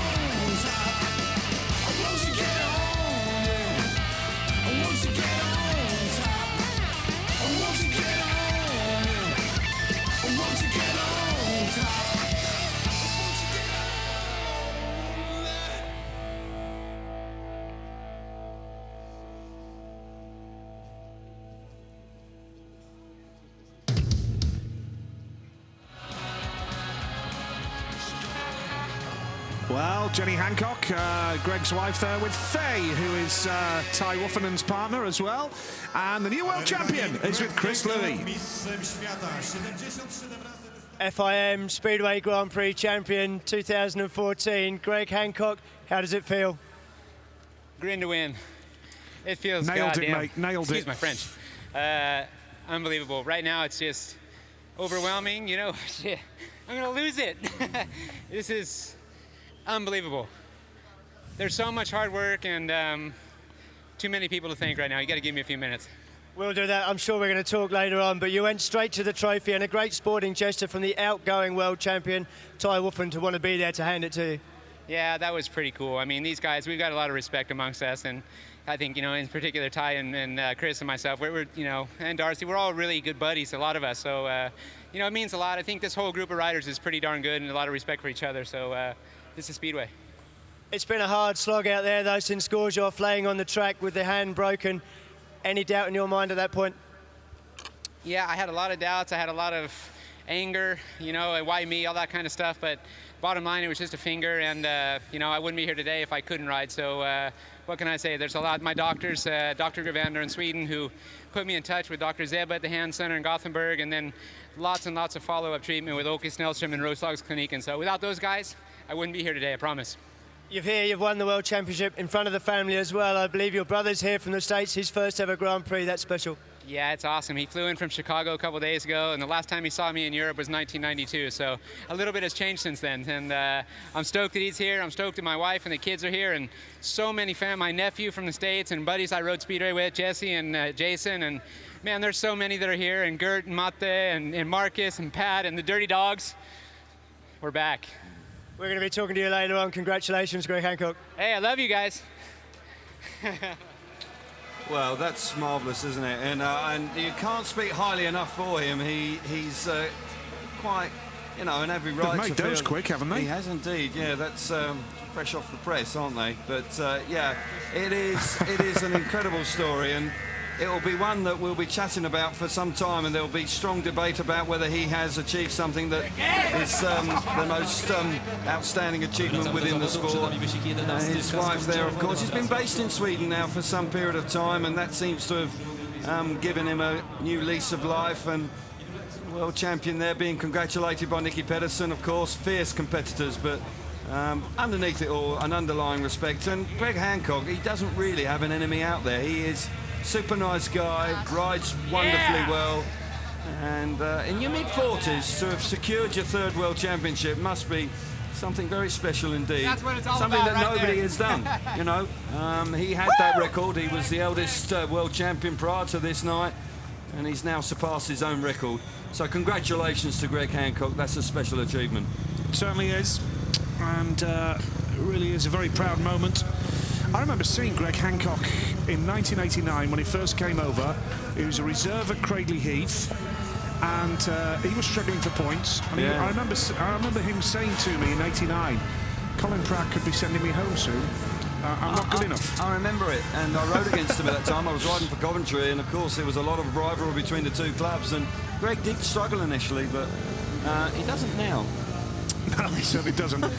Jonsson off the inside in red, Krzysztof Kasperzak off 2 in blue. Now there's an issue here with Kasperzak chasing that silver medal, of course. Martin Smolinski off 3, Chris Holder off the outside. Now for Andreas Jonsson as well in red off the inside, the pressure is very much on for a top 8 finish for next year. So now we know the world champion is sorted. We have to focus on the medal positions and the top 8, and this is a big race for AJ. It is, and he rode very well last time out. He's got 5 points to his name so far, and you've got to say that AJ has got a lot of confidence, but Holder has as well, and Kasperzak wants the silver medal. This is a tough race. Heat number 11 it is, and Kasperzak's made a good start off 2, but Jonsson is there as well. Now who's going to make the next move? Holder goes wide, Smolinski up the inside. There's no room down the back straight. The lead is with Jonsson. Here comes Kasperzak now. Holder's been shoved to the back, but Andreas Jonsson has that lead. Jonsson is looking good to secure a place in next year's Grand Prix series. Smolinski third, and the Torun favourite Chris Holder is at the back. Yeah, Holder just got squeezed out on the opening lap in turns 3 and 4, and AJ, who had that great run down the back straight and once again is showing good speed. Kasperzak's not out of it, he's pushing hard in second place, but KK, he's got speed, but he can't quite get himself to the front tonight, and that's really what's cost him a chance of putting any pressure on the new world champion, Greg Hancock. But Andreas Jonsson, full of confidence, looking like he's going to secure his Grand Prix future here tonight. Yeah, still a bit of work to do though. Holder holds third now, has closed the door on Martin Smolinski. The lead though is with Andreas Jonsson. AJ's going to take the checkered flag. Second there was Krzysztof Kasperzak, and third place eventually was Chris Holder. As we say, rides here for Torun in the Polish League. And Gorzów, by the way, are the new Polish League champions, having won that a couple of weeks or so ago. Yeah. And of course, in Sweden, Vetlanda, helped by Ty Woofenden back in the playoffs. Brilliantly He did, in the playoffs, but AJ there was fantastic once again. Back-to-back wins for him tonight. Yeah, great stuff. So Jonsson from Kasperzak, with Holder in third, Smolinski at the back. Hancock and Jonsson lead the GP. They're on 8 points apiece, and a big ride that was from Andreas Jonsson. It was, because, you know, the pressure's on. He interviewed very well, and I have to say, when Chris was chatting to him, he seemed very relaxed for such a big night and a tense night. We're seeing riders having to do all sorts of extraordinary moves. But that's a clever first corner from Jonsson, and once he gets his nose in front, down the back straight on the opening lap, they cannot charge him down. Kasperzak, of course, desperately wants to get a silver medal, and he can't do anything about AJ out in front. Holder, who's had a good night, finally gets himself amongst the points later on in the race and picks up third place, but Andreas Jonsson is enjoying conditions, and big smiles there, because it's been a hard season for the Swede. He really was out of sorts for long periods of time, but suddenly renewed confidence. And 8 points from 9, Nigel. That's a very, very good start to tonight. 94 points he's on now. He's gone above Hampel. Hampel's on 91. Frederick Lindgren is on 89, and Troy Batchelor's on 87. Yeah, he's making that Grand Prix place isn't he? He's making the others going to have to put a lot of pressure on them to secure their futures. Batchelor could well be up here. Yes, he is indeed. He goes from the outside, and Troy, who has ridden well at times this season, with on 87 points in 10th place, he's desperate for a win. That's the battle for the top 8. That's how tight it is. Now, here we go with heat number 12. And the battle for the silver medal is well and truly on. And we have Ty Woffenden going out here in the white helmet colour. Now, Pavel Shapelski will be the man off the inside then here. The reserve who announced his arrival as the reserve tonight with a race win in his opening ride. Very for impressive. the unfortunate Michael Jepsen-Jensen, who we wish well with that collarbone injury. Matsej Janowski off 2. Ty Woffenden going off 3. And Troy Batchelor now, he's on 87 points. Adrift of the top 8 now by some, 2 or 3 points, so he really does need race win to would kick do on well, here, wouldn't it? You know, put him right back in with a shout, but no race is easy here. It's a great start from Janowski off gate number 2. He's going to be a Grand Prix rider full-time next year, remember.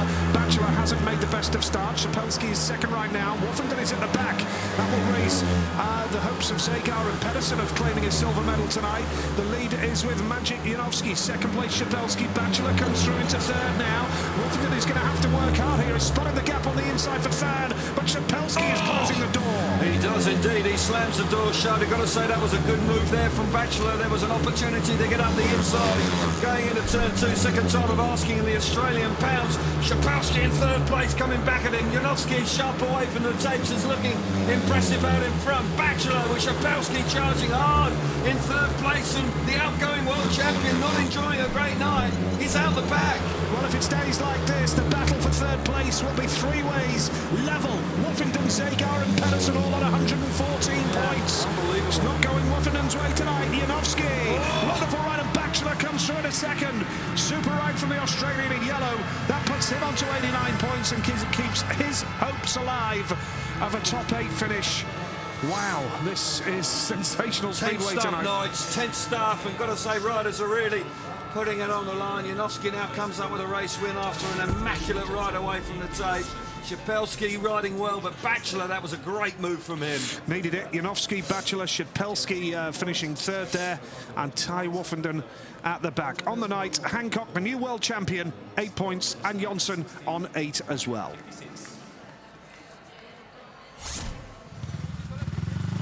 Well, this is all about Janowski in this one. He had a disappointing opening ride where the bike packed up, but it doesn't here because he wins in fine style. He makes a fabulous start from gate 2, stamps his authority right round the inside on the first corner. Shapelski, the Youngster, in second place. He was impressive first time out, getting the better holder, but Batchelor, you got to say, this is a class move from him. He slips up the inside there as they start the second lap, and he secures 2 points. Shapelski back in third. As they come to the checkered flag here, I've got to say Batchelor puts pressure on Janowski. He has it in hand, he pulls a wheelie. Just a little bit of showboating from the new fully fledged Grand Prix rider for next year, Maciej Janowski, and he's been in good form. He has a nasty cut to the top of his arm after a motocross accident last week, but yeah, fully justifying his place here this evening, and I've got to say he'll be a credit to the Grand Prix series next year.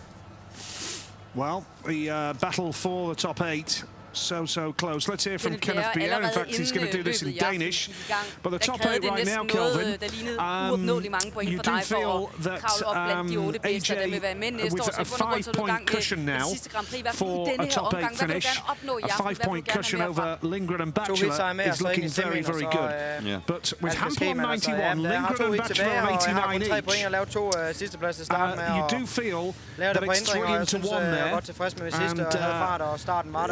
And Hampel, Lindgren and Batchelor, it's so hard to call. Hampel started so strongly, and then subsequently has found points hard to come by. Batchelor, those 2 points there were very useful indeed. Lindgren looks like he's a little hit and miss this evening, I've got to say. He looks like he's under, maybe he's feeling the pressure because he looks quite tense on the bike. I think AJ's the one with his experience. He's now in his mid-30s, seems to be coping with the pressure very well and has ridden supremely well to lead the Grand Prix with Hancock on 8 points. But yeah, that's going to be a tense battle that goes right to the wire, I think. Og en skadet skulder i år selvfølgelig. Yeah, of course, we're just hearing from him now. He was, jeg føler, at han er lidt tilbage ved det mentalt også køremæssigt og brilliantly in his third ride, but når man bare ikke så mange knogler som der nu har, så tænker man lidt over livet også, men nogle gange så bliver man nødt til at ligge tilbage ved, så at times Kenneth looks like the real deal, but always seems to get injuries at the worst possible moment, and you got to feel for him a bit there.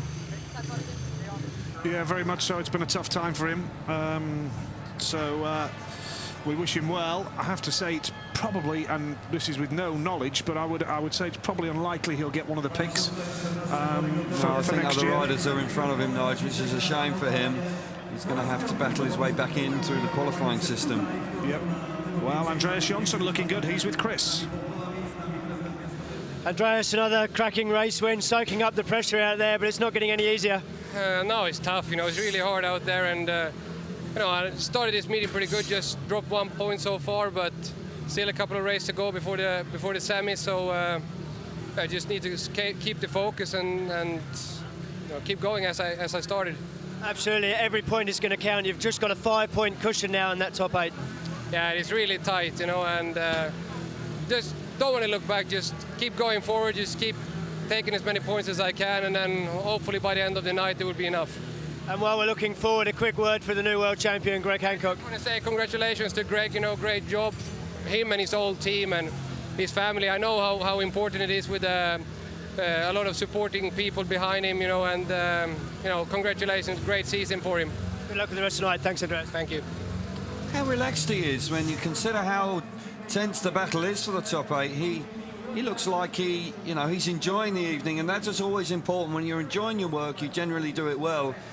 And AJ has, since that win in Voyens, where it was a very emotional win for him, where he shed a tear that night after such a tough time, and it's restored his confidence, and we're seeing the best of him once again, which is really encouraging, because Andreas Jonsson is a top rider with plenty of Grand Prix wins. You know, he's got, I can't remember, I think he's got 9 Grand Prix victories to his name. Yes, he has, and you know, that's quite sensible. It's very respectable. So, you know, in lots of ways, it will be pleasing to see him back in the series for next year, and hopefully he can kick on, because Sweden need a star. You know, after Tony Rickardsson dominating the sport for such a long period of time and being probably, arguably, one of the best riders ever the new Torun to deal on the grace infield? the Speedway world.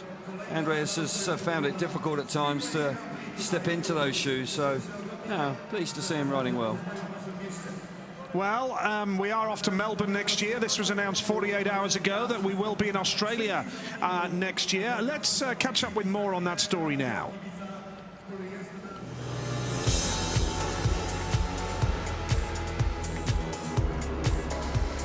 It's the next big expansion for the series. You know, we've been to many big stadiums around the world, but to take it to the Southern Hemisphere and to what is probably one of the best stadiums in the Southern Hemisphere, the Etihad, is a big deal for the series. It's very important for us to keep moving the series forward, and the ability to find a place or a stadium in Australia or in the Southern Hemisphere that can take the series, and it'll help us move it forward to the next big expansion. So we've been like begging for it for a little while, I think, and just haven't probably had the right stadium, the right place to do it, and the right timing. But you know, off the back of New Zealand, the last few years has been really good, and yeah, they'll be buzzing when they hear it, and I'm looking forward to it. It should be good. From my perspective, this is a massive achievement for BSI and IMG to make it happen. And we were in Australia back in like 2002 in Sydney there, and it was a great finish to the season. For me, this is a welcoming news, and looking forward to it. I think it's about time we went to Aussie and had a World Championship round. But you know, obviously I was born in England, but grew up in Australia, and Australia's my home. So you know, I'll have a lot of people from Perth coming over and supporting me, and probably a few people on the East Coast as well. It's building on the tradition. You know, we've had Jason Crump, 3 times world champion, Lee Adams, a fantastic ambassador for the sport, and now the next generation are coming through. Chris Holder was world champion only 2 years ago. We've already got Jason Doyle in the series next year, so there'll be a lot of local interest as we go down there. Potentially 3, maybe even 4 riders competing. And what that means is there'll be an Australian representative in almost every heat. Australian Speedway at the moment is on a bit of a rise. We've got a lot of good riders coming through, and you know, Doyley making it to Grand Prix next year, that's another guy. So, and our whole junior scene in Australia is going off at the moment too. They're getting a lot of coverage from what we're doing over here. So I think the timing's perfect, and it's going to be real cool. At the moment, the Millennium Stadium in Cardiff is our biggest event on the planet, bar none. We feel that Etihad will give it a run for its money, and certainly will be competing for that mantra to be called the biggest speedway event on the planet. Great city and fantastic stadium as well, the Etihad. The Australian team manager is Mark Lemon. Let's hear from him now. Mark Lemon, Australian team manager, and a big announcement, October 24th, 2015, the Etihad Stadium in Melbourne. A lot of excitement already. It's massive. It's going to be huge, and we're so proud to be able to have a home Grand Prix for our Aussie boys. But have the Etihad Stadium in Melbourne. Melbourne's just sport mad, so it's going to be pretty big, and everyone's looking forward to it. Yes, I was going to say, Melbourne seems to be the centre spot for big things happening in Australia. So it is big news for Australia as well, for the sport to be going back there. Yeah, I think it's a perfect place to have the Grand Prix. Like the Etihad Stadium, it's not going to be rained off. We've got a roof, and I think the whole town just comes alive for it, or any sporting sort of event. But perfect place, can't wait. And the whole of Australia, I'm sure, will be rooting for plenty of Australians. You'll be wanting some at the top of the leaderboard. Well, obviously we've got Jason Doyle coming in the GP system. Obviously Chris is going well, so he'll be there next year. And obviously Troy, if he can make his way through to the top 8, we'll have 3 definite starters for next year. It's going to be really exciting. Exciting stuff. Thanks, Mark. No worries at all. Well, it's the end of the season, of course, and the boys had their traditional photo call as the last round of the Grand Prix series here in Torun yesterday. An announcement as well of a new deal with Monster Energy as partners of the Speedway Grand Prix series and main sponsors of the Speedway World Cup as well. Tell you what, Calvin, it's been a pretty good couple of days for Speedway Grand Prix and World Cup, hasn't it? Very impressive, because at times this year it's been tough, and you've got to say that BSI, IMG, and they've come out fighting. A 5-year deal to go to Australia for the Etihad is outstanding. We've got a new venue to go to in Denmark, the Horsens Stadium there. Got to say that the 3-year extension deal with Monster Energy keeps the profile really high.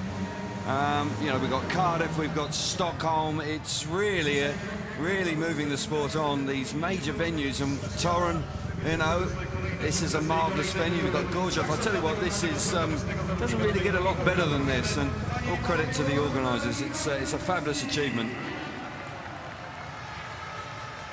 So the World Championship standings there, and we know the new world champion, Christoph Kasperzak, looking good for the silver medal. But the battle for third, you've got Woffington Pedersen and also Matti Zagar on 114 points. And Zagar is in this race off the outside gate in yellow. And we have Batchelor and Hampel as well. So, well, there's something riding on every heat. And we're loving it here in Torun this evening. We've had the interval, we've had the grading break, and we're about ready to go.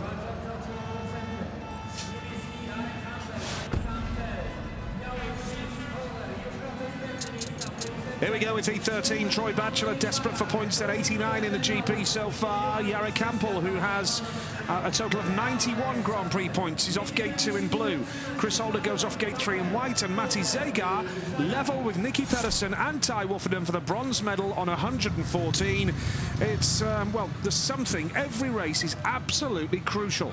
Yeah, because often when we come to an evening like this and you see the World Championship crowned, it can actually go a little bit flat, but that's not the case this evening, because as you've just rightly explained, there's so much riding on every race. Jarek Hampel, of course, who turned his fortunes around 2 weeks ago with a 21 maximum in Stockholm, but he's still got work to do, and the man on the inside of him, Batchelor, is going to make him work very hard for it. Here we go! Oh! But a movement to the start, of the red lights have come on straight away. Wow. Krista Gardell put the red lights on. I'm not so sure he should have done. Well, there you go. Sure he should have done. Batchelor punished himself there? He may have done. There's no question that Hampel actually got the better of him going to the first corner, but it's a close call. We'll see it again when Hampel there up at the tapes. Will the pit gate open?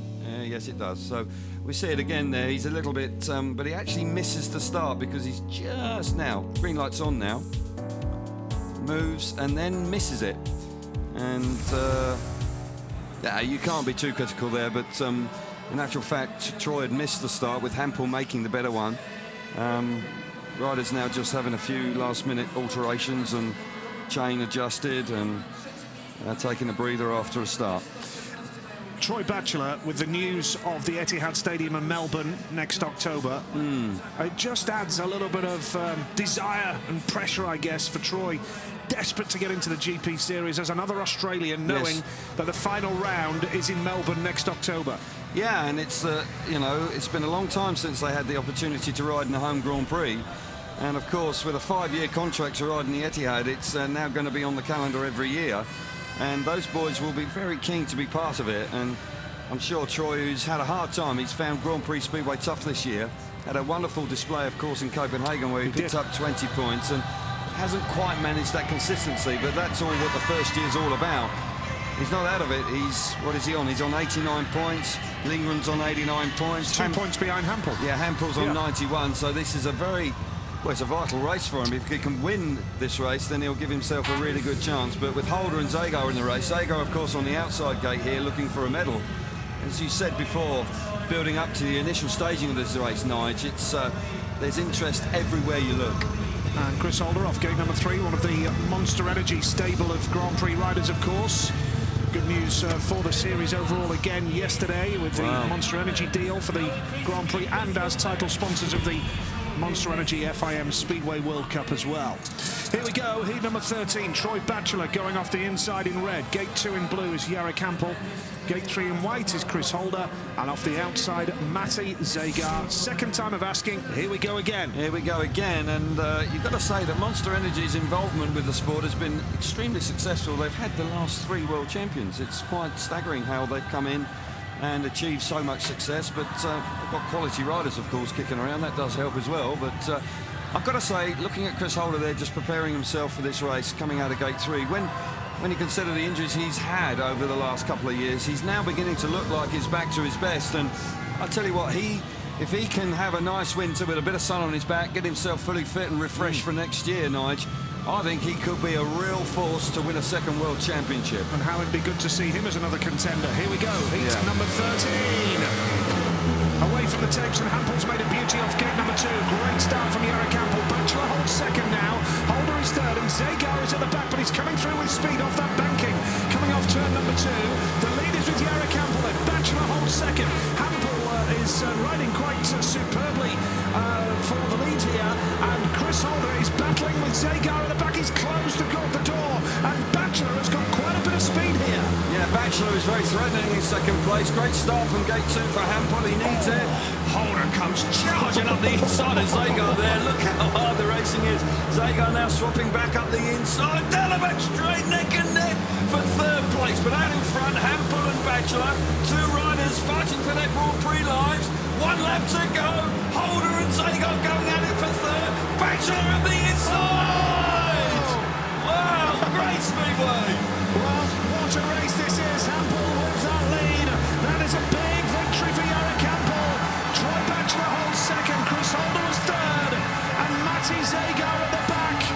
That is a big moment as well, because he's stuck on 114 in the battle for the bronze medal. And with 2 points for Batchelor, he's on 91. And with 3 for Jarek Hampel now, 94 points for Jarek Hampel. And the task gets even tougher for Batchelor now. It does indeed, and that's a great ride from Hampel there. That really was just what the doctor ordered, and got to say that Batchelor showed a lot of intent there. He pushed him awfully hard right to the checkered flag, but 4 rides, 7 points for Hampel. The winner 2 weeks ago, of course, in Stockholm. That really was an outstanding effort, but by golly, did he have to work hard for it. Second time of asking. Hampel out of gate 2, gets that all-important start round the inside. Holder and Zagar have a race-long battle for just a solitary point, with Holder, the former world champion, finally sealing that third place. He desperately wants to get to the latter stages of this meeting, but Batchelor and Hampel have a race-long battle here out in front, and it really is a sight to behold. Got to say, when the pressure's on the line and riders fighting for survival, look at the action out the back. And Zagar, this is a disappointment for him, because he desperately wants to pick up a bronze medal at the very least. But out in front, the 2 boys battling for the top 8 put on quite a show, and these 2 lads as well. It really is high speed action, and it's speedway out of the top draw. Fantastic. Yeah, very much so. Batchelor on 6 points now, and now the standings. This is the relevant bit. In 8th place, and remember, it's the top 8 that qualify. So in 7th place and 8th place, Jonsson and Hampel level on 94. Then you have Batchelor on 91, and Lindgren is on 89. That win from Jarek Hampel has piled the pressure on Lindgren and Batchelor, Kelf. It has, and Batchelor, you could see how he knew it too, wasn't he? You can see it clearly there, 94 apiece for Jonsson and Hampel. Batchelor just slipping a little behind, and Lindgren's the one now under huge pressure. He's got a ride coming up, of course. But now, you know, you've got to say that Freddie's got to come up with something very special indeed. He's got to wait until heat 16, where he's up against Janowski, Kasperzak and Bier. No easy races, of course, in Grand Prix. Nicky Pedersen, a point here, and he will go third in the World Championship for a bronze medal. Gate 2, Oscar Pfeiffer, reserved tonight, in for Jepsen Jensen, who's suffered a broken collarbone. AJ, Andreas Jonsson. Gate 3, White, Adrian Mudzinski going off the outside. Jonsson then looking to secure his place in the top 8 for next year's Grand Prix series. And Pedersen, desperate for a bronze medal to salvage, well, not salvage his season, it's been tough, but it'd be a great achievement. It will do, because, you know, at times he's looked really fast and other times he's struggled with a bit of injury, but he's in there battling hard and he's made an exceptional start off the inside. That was brilliant, smooth as you like, away from the start. And now Jonsson down the back straight. Look at this here from the man in yellow. Adrian Mudzinski blasts around the outside. Now he's trying to squeeze up the middle. Jonsson's having none of it. Get out of the way, forget it. I'm having second place. Pedersen, Jonsson, now Mudzinski with a clever little switch up the inside. At the back in blue is Pfeiffer, the reserve. But this is sensational stuff. Fabulous speedway there in the opening laps here. Fantastic move there from Andreas Jonsson to get the better of Mudzinski, who was so brave down the back straight on the opening lap. Pedersen looking good out in front. Andreas Jonsson on 8 points coming into this race. There's a lap to go. Pedersen hungry for a medal this evening. Yeah, Pedersen looking superb. Here comes Jonsson right up his exhaust pipe. This is spectacular. He's going to try the inside line. Pedersen with that lead. Jonsson now, but Pedersen's going to do it. That's a massive boost for Nicky Pedersen for a bronze medal. And I'll tell you what, I'm going to pinch a line from the legendary Speedway commentator Dave Lanning. There's more twist than Chubby Checker in this Grand Prix. Very good indeed, but yeah, there is, and we saw it on display there again. You know, Pedersen understands the situation and comes up with a top ride. That was a supreme effort from the 3-time champion. Pedersen, Jonsson, Mudzinski, Pfeiffer. That puts AJ now onto 96. Well and truly in the driving seat for a top 8 place now, because it means that Freddie Lindgren is 5 points off the top 8 going into his 4th ride of the night.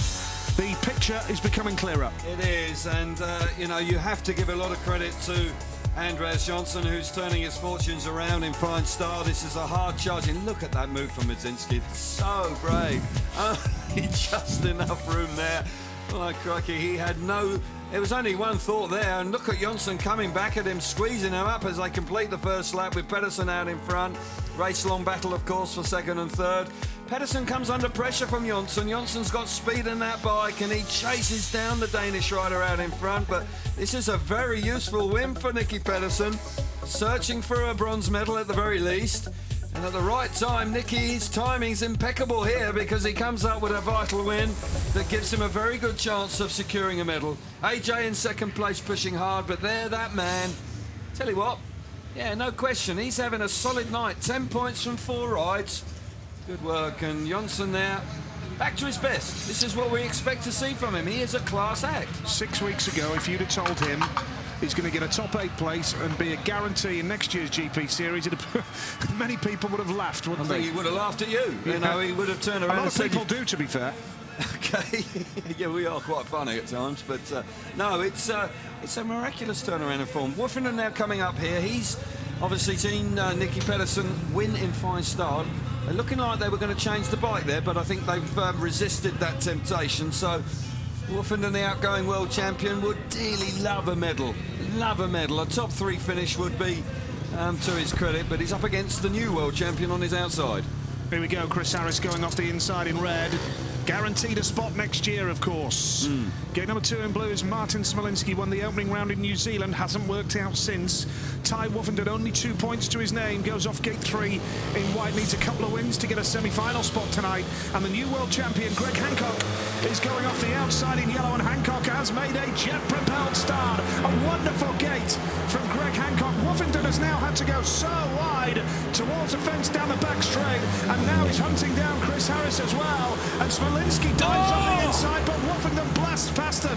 Now it's Hancock with Woffington second, Smolinski is third, and Harris at the back, but Woffington is trying that line around the outside, and he's looking super quick here. He is indeed, it's working. Greg Hancock, immaculate away from the taste, but look at Woffington, he's going to pass him, not quite.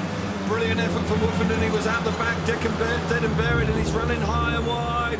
Hancock down the back straight, here comes Woffington, desperate for points, really putting it on the line, right up on the air fence, kissing the kickboards as he comes through to complete another lap. That is an impressive ride from the outgoing champion. He's gone wider than most tonight here in this ride, Ty Woffington. He doesn't want his season to end in the next race. He wants to go into the semi-finals. He wants a bronze medal, and he's just passed the world champion, Greg Hancock. Third place was Martin Smolinski, Chris Harris at the back, but you have to take your hat off.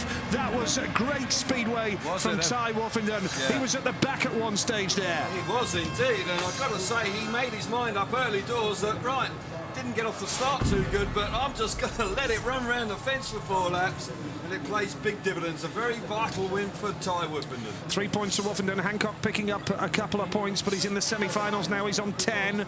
Woffington back in contention on 5 now, with Smolinski in third place there. Harris trailing in at the back. Good stuff from Woffington. Great speedway. And in fine style, spectacular style in actual fact. Makes an awful start.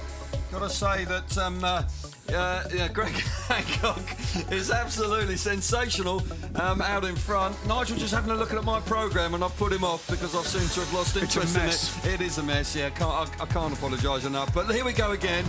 Look at Woffington. This is brave stuff round the outside. Oh, Smolinski, that's a brave move from him. He causes all sorts of trouble for Harris. But Hancock round the inside, spectacular style from Woffington. Long tracking it almost right round the kickboards here. And, he's up against the world champion there on the inside of him, and he leaves him plenty of racing room. And Woffington giving himself a lifeline of a top 8 and a semi-final slot with one more ride to come. Yeah, and he's on 117 points now, with Nicky Pedersen also on 117. Could we have a run-off for the bronze medal? Wouldn't be a surprise, yeah. But this man, of course, Kasperzak, coming out in the red helmet colour, he may have something to say about that.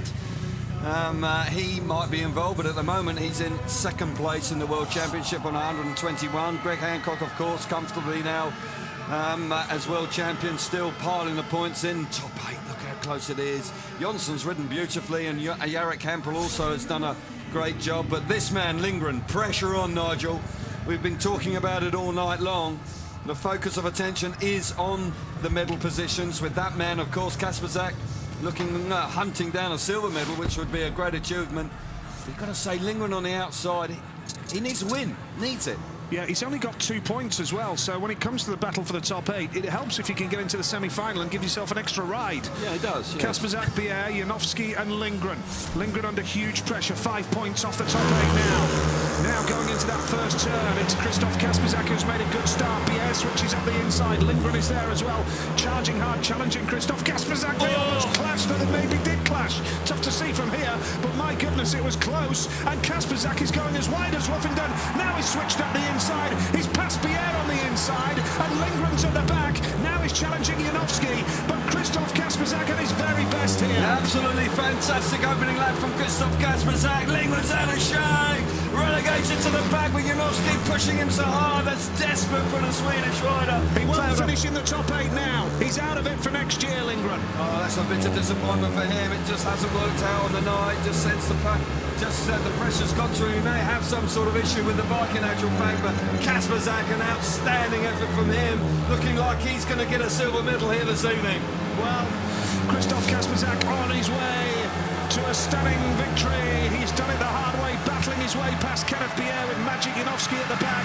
Freddie Lindgren coming round to complete the race, but perhaps feeling now that his Grand Prix career is about to come to an end, for the time being at least. After 84 Grand Prix appearances, Lindgren now is adrift of the top 8 by 5 points, and he will only have one more ride tonight, so he cannot close that gap.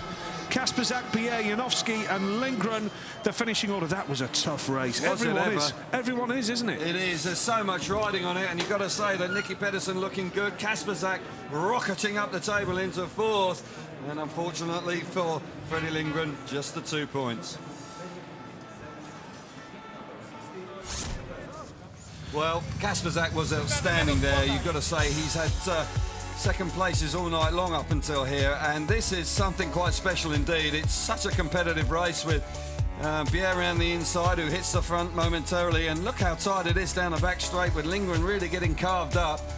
Coming out of the last corner on the opening lap as they start the second lap, it's a great move from Kasperzak. This is early in the race, of course, and then he switches to the inside, and as they go over the start and finish line, he's able to make that move. It's a clean move up the inside from the Polish rider, and KK, who will obviously would have loved to have been world champion, but the next best is being vice champion, and it looks like it's going his way this evening because, again, Nicky Pedersen timing his win very well. That's an excellent ride from Christoph Kasperzak and Freddie Lindgren out the back. Peter Johns, of course, there, another Peter Johns customer, and they're riding well, and a bit of advice coming for him. Looking like he could well have the 1-2 in the world once again for PJR Racing. Here we see it.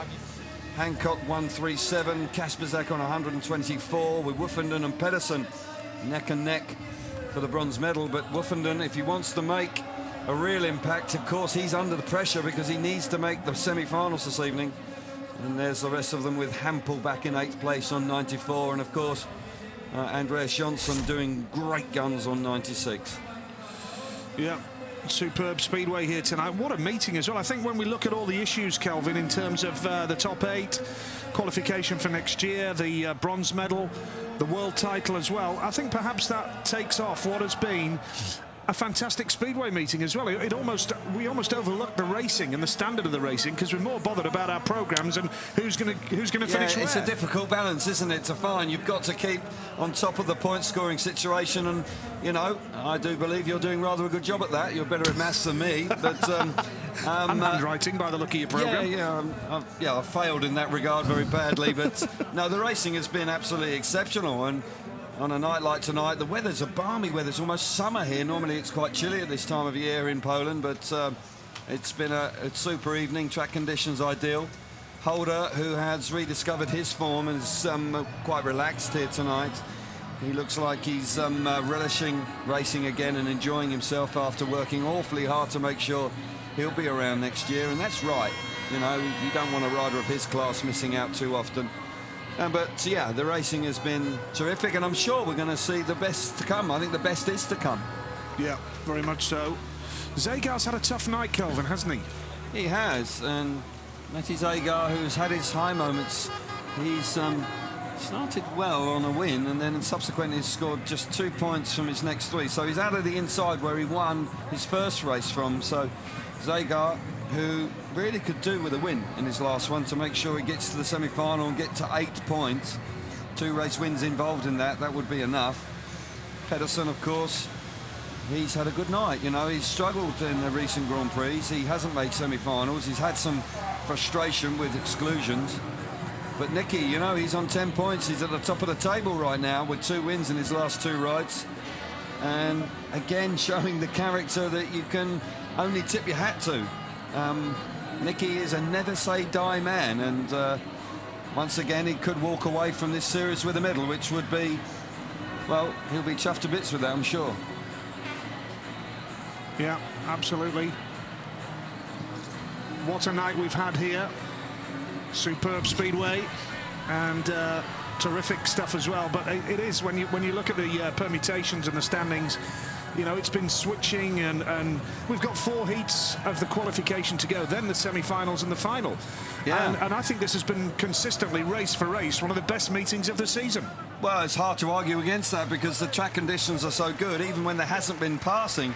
You know, the speed of it takes your breath away around here, and it's a wonderful track. Anybody designing a new track needs to come here because there isn't too much wrong with it, with the banking and the width of the track, and the preparation is just outstanding.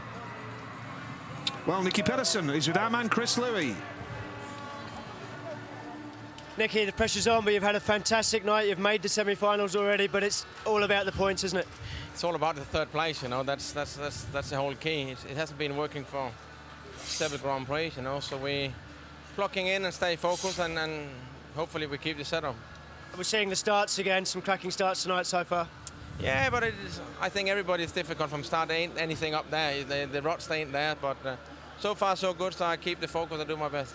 Racing for a medal, but you can't cover this track, can you? You've just got to go out, get your head down, and go as fast as you can. You can't cover anything. You got to do your own lines and yeah, know what you want to do. If you're not there, committed, you know, after 3 laps, they get you. Thanks, Nicky. Thank you. Yeah, it's a tough racetrack. It's one of those sort of places where you can never really be comfortable out in front because you can generate a lot of speed out there.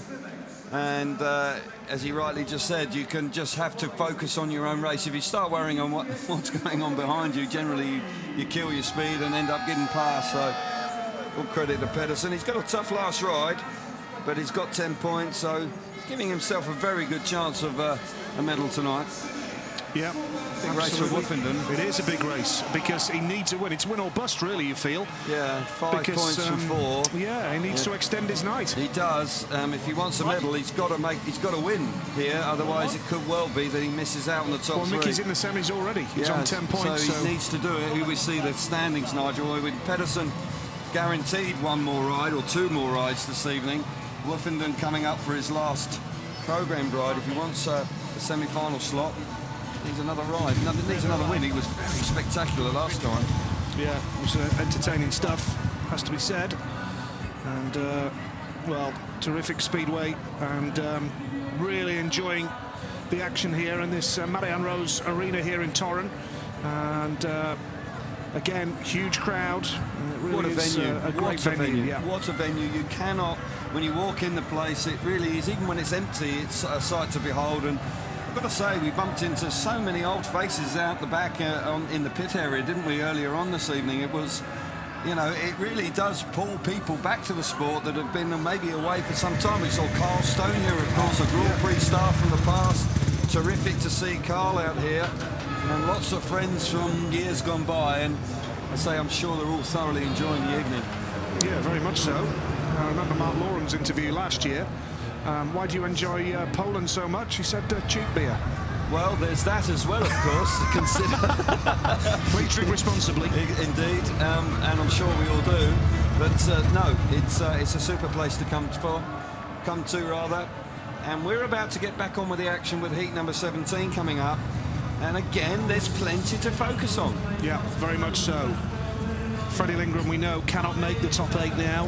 He has run out of time. Andreas Jonsson, then, we know, is secure for the top 8. Yeah, great job. For next year. It's an amazing job from him. Well, I say secure. Troy Batchelor's 5 points behind him. But AJ is going to kick on here. We see confirmation of the top 4 right now. But Andreas Jonsson, it really has been a dramatic turnaround for AJ. He's in the semi-finals as well. He's got 10 points tonight. He's on 96 points. Troy Batchelor himself has got 6, so he still needs points if he's going to extend his evening. So here we go, heat 17.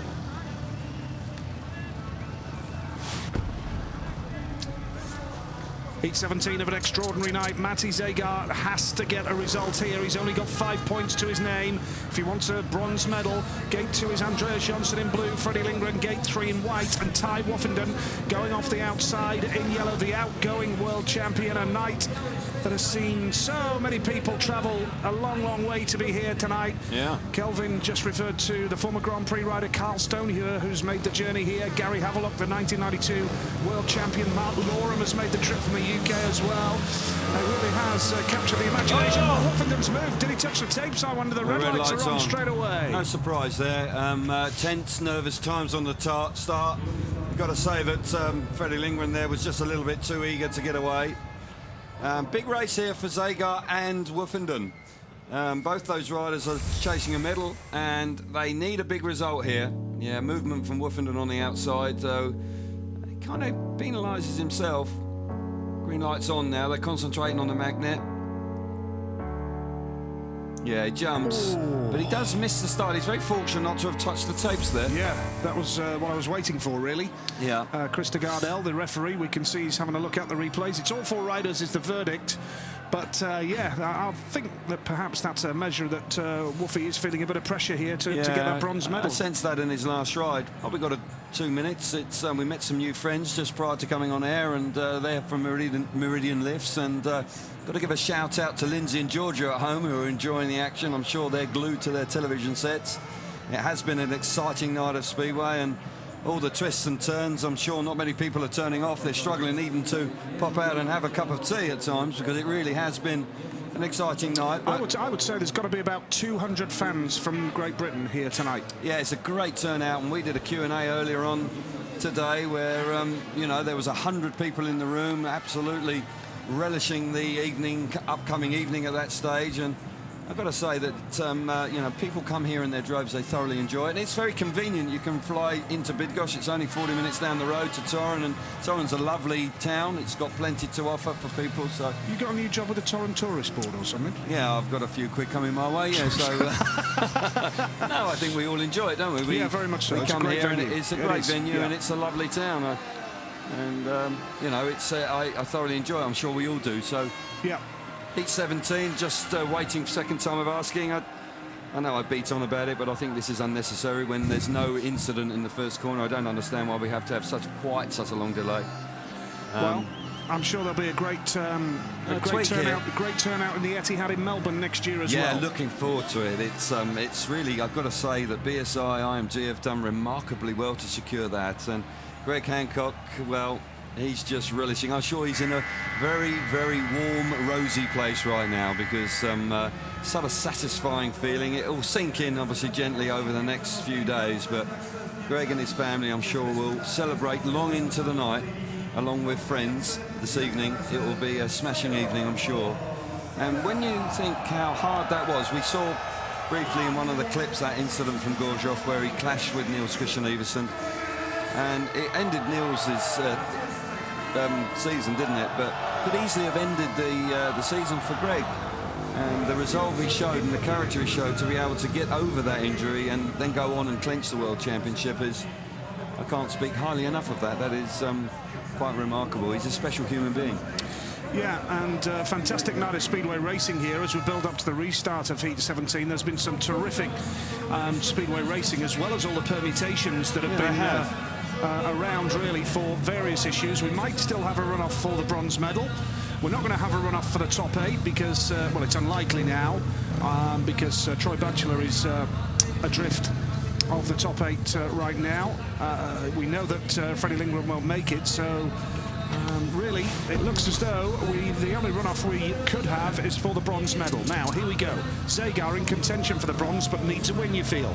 Jonsson off gate 2, Lindgren off 3, and Ty Woffenden needs a win as well to save his night. Yeah, they're in a similar boat, those two boys. They've enjoyed good seasons, but this evening they found it difficult to get amongst points. Woffenden returned to winning ways last time out with a very impressive ride where he lowered the colours of Greg Hancock. But the reverse is the story for Zagar this evening, because he started well and then has faded. He's only got 2 points out of his last 3 rides, but he won his first ride from the inside gate. So he'll have fond memories because he's going from there here in Heat 17. So tense times again. Yeah, here we go then. Heat 17 it is, second time of asking.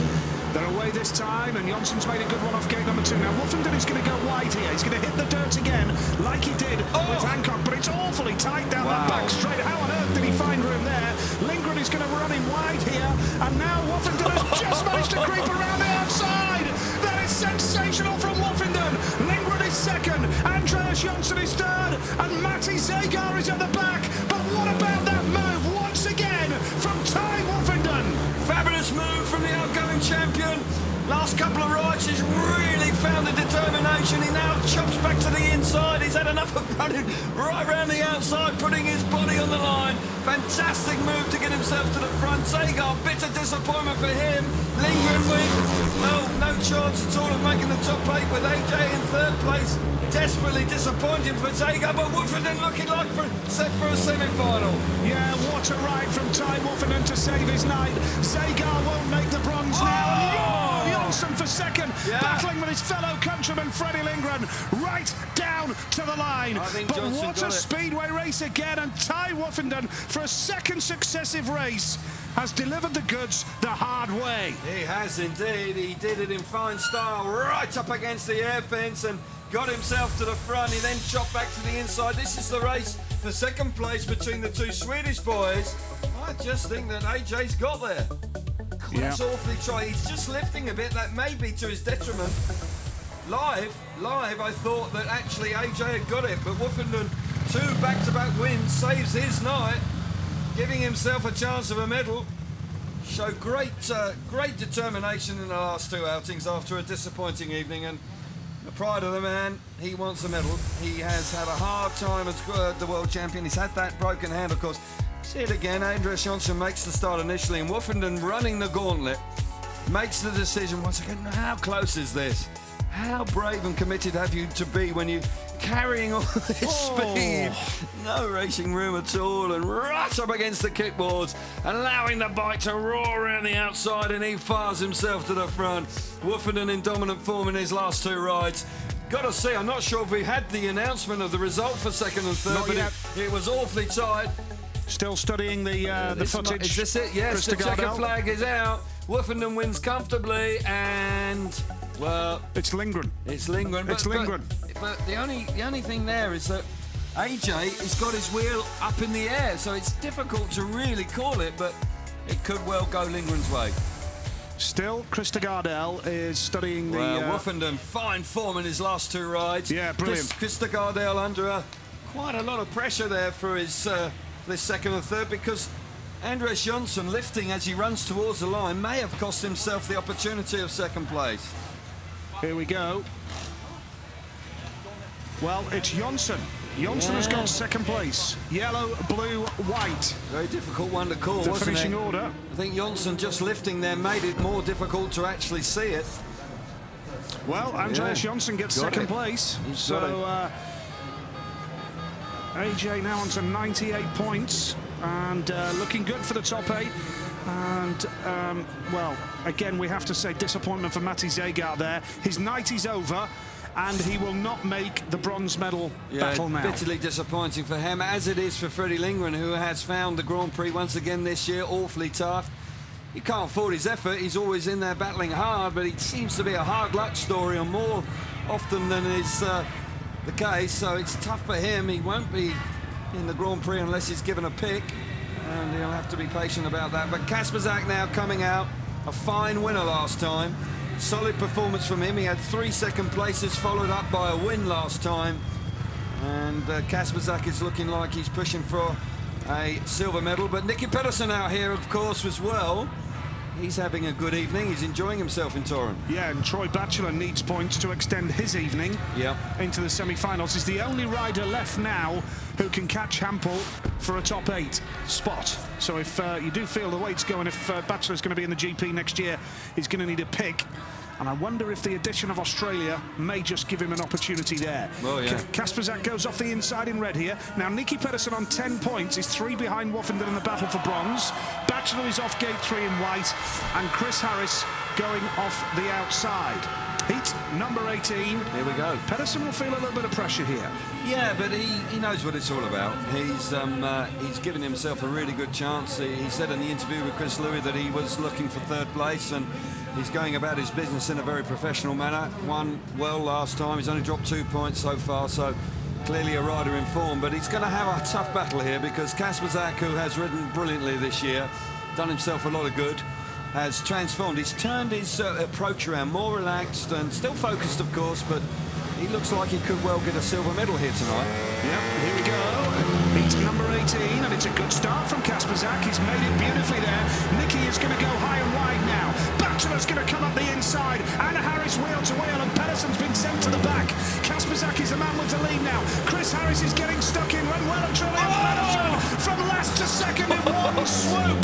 What a move, that is typical. Nicky Pedersen at his best, and Harris is well and truly in the game here. He is Yes, indeed. What a move from Pedersen it was. They all went wide in turns 3 and 4, and he came up the inside. Harris in the second place. Pedersen now relegated to third. Has he got any more in the tank? Oh, Bachelor out of shape, nearly collides with Nicky Pedersen. Kasperzak brilliant out in front, charging down, hunting that silver medal down on the night. Harris, where's this come from? He's making Nicky Pedersen work awfully hard. Well, this win will secure silver for Christoph Kasperzak. It will moving on to 127 points, and you do feel that that will be enough for KK to be world number 2 going into 2015. Christoph Kasperzak wins the race. What an effort from Chris Harris. Absolutely brilliant stuff from Harris. More of that next year, please, Chris. And third was Nicky Pedersen, but Troy Batchelor's hopes have been dashed with last place. But as I said in commentary there, that win secures silver for KK. Many congratulations to him, because he's had a difficult time with injury. Another rider that suffered a nasty knee injury after leading the World Championship by 11 points earlier on. He started like a house on fire, lost his confidence midway through the season, but it's returned to form. He's made 5 finals on the spin. That is an achievement in itself. And Christoph Kasperzak now, he'll be in the title race next year. Oh, no doubt about it. He will. This will boost his confidence, this will boost his self-belief. He's got new team members, his brother's been in there, a sports psychologist, has paid big dividends. Top 8's clear cut as well. Okay, Nige. So, Bachelor cannot catch them, Lindgren cannot catch them. We now know that Andreas Jonsson and Jarek Hampel will be Grand Prix riders next year. Yeah, absolutely, and 2 quality riders. I'm pleased to see that Hampel makes it. He's had a tough time, and Andreas Jonsson, supreme performance from him in the last 3 Grand Prix, but Christoph Kasperzak, the silver medal for him, and that delights the home crowd as well. Kasperzak, Harris, Pedersen and Bachelor. By my calculations, the only issue to be decided now is bronze. And Kasperzak and Jonsson on 12. And it does mean that Ty Woffenden will go into the semi-finals now with a 2-point cushion over Nicky Pedersen for that bronze medal. And credit to Ty, because he looked like he was really struggling for speed early on, and then he's turned his fortunes around with 2 very brave rides in his last 2 rides. But Kasperzak, all credit to him, he's been solid. 3 second places and then finishes with 2 wins. That's top work. Oh, tight once again down the straight. The racing is really quite breathtaking at times, and then a fabulous move from Pedersen. Pedersen there's trapped on the outside, makes the split-second decision then. He's got no choice. He chops back to the inside, and then he gets himself into second place. Look at Harris having to come off the throttle there to miss the back wheel with his front wheel. And then Harris, all credit to him. Harris then actually shows a lot of determination here by getting the better of Pedersen. He comes right back into the race with a very solid second place. How close was that early in the race? Kasperzak securing silver medal, second place in the 2014 World Championship place. That's a great effort, but there's more racing to come tonight. We know that. There's going to be some fireworks in the semis and the final, but KK, Christoph Kasperzak, a great effort, and I'm sure he'll build on it. He'll be a championship challenger in 2015. Very classy rider, Christoph Kasperzak. Led the series earlier in the year, then he had that knee ligament injury, missed Finland. And it really has been a tough old time. It's been a grueling year for a lot of these riders. Cool. And we're coming to the end of a magnificent 2014 series of Speedway in the Grand Prix. More of the same next year with some exciting times for the series. That's for sure. New venue in Denmark, Australia, Melbourne, Etihad Stadium, October 2015. Looking forward to that as well. Don't forget Cardiff. Make sure you pop along to Cardiff in July for the showpiece event in Great Britain. What a night that promises to be. This is Heat 19 then. Smolinski, Hampel, Shapelski and Bier. Here we go, and Smolinski's made a good start off the inside gate. What can Bier do now? He's going to try and go wide, but Smolinski closes the door. That allows Hampel the opportunity perhaps, but he holds third now. Shapelski at the back. The lead now is with Bier. Lovely move from Kenneth Bier. Martin Smolinski holds second right now, and Hampel is coming up the inside as well. Great speedway once again. Yeah, great opening lap there from Bier, and now Smolinski gets the better of Hampel, who got just momentarily into second place, and the German then replays the compliment. Shapelski out the back, don't write him off. Now Hampel up the inside of Smolinski. Smolinski just about hanging on to second place. Bier is out front. Shapelski now putting Hampel under pressure. You can't take your eyes off it. It's just over a lap to go. Bier, after a very disappointing disappointing start tonight. It's looking terrific, looking like a second win on the night. Yeah, absolutely, and this is great speedway again in heat number 19. Kenneth Pierre with the advantage here. The pocket rocket from Denmark is going to take the checkered flag. That is a fantastic ride from Kenneth Pierre, who has really been through the pain barrier in recent weeks, of course. He's got a big night coming up in the UK with the Kings Lynn Stars on Wednesday at Poole in the playoffs, so he's got that to go for as well, and full credit to him. He's a brave rider. Very good effort there from Kenneth Pierre after a very disappointing start to tonight. He failed to score in his first 2 rides, and then now he comes up with 2 really strong rides. He gets blocked initially and then just switches to the inside and gets the better of Smolinski. It's a good tussle between these 2 lads out in front for a lap and a bit. Pierre there just getting himself to the front, and there's a Hampel and Szapelski are right in the picture as well. Hampel was looking for more but can't quite get there, and Jarek has finished on 8 points, which is okay, not quite as impressive as 2 weeks ago, but should make the semi-finals. Szapelski's bike actually packs up at the end of the race, but Kenneth Pierre, he'll be pleased with that, because it's been an injury-ravaged season once again for young Kenneth.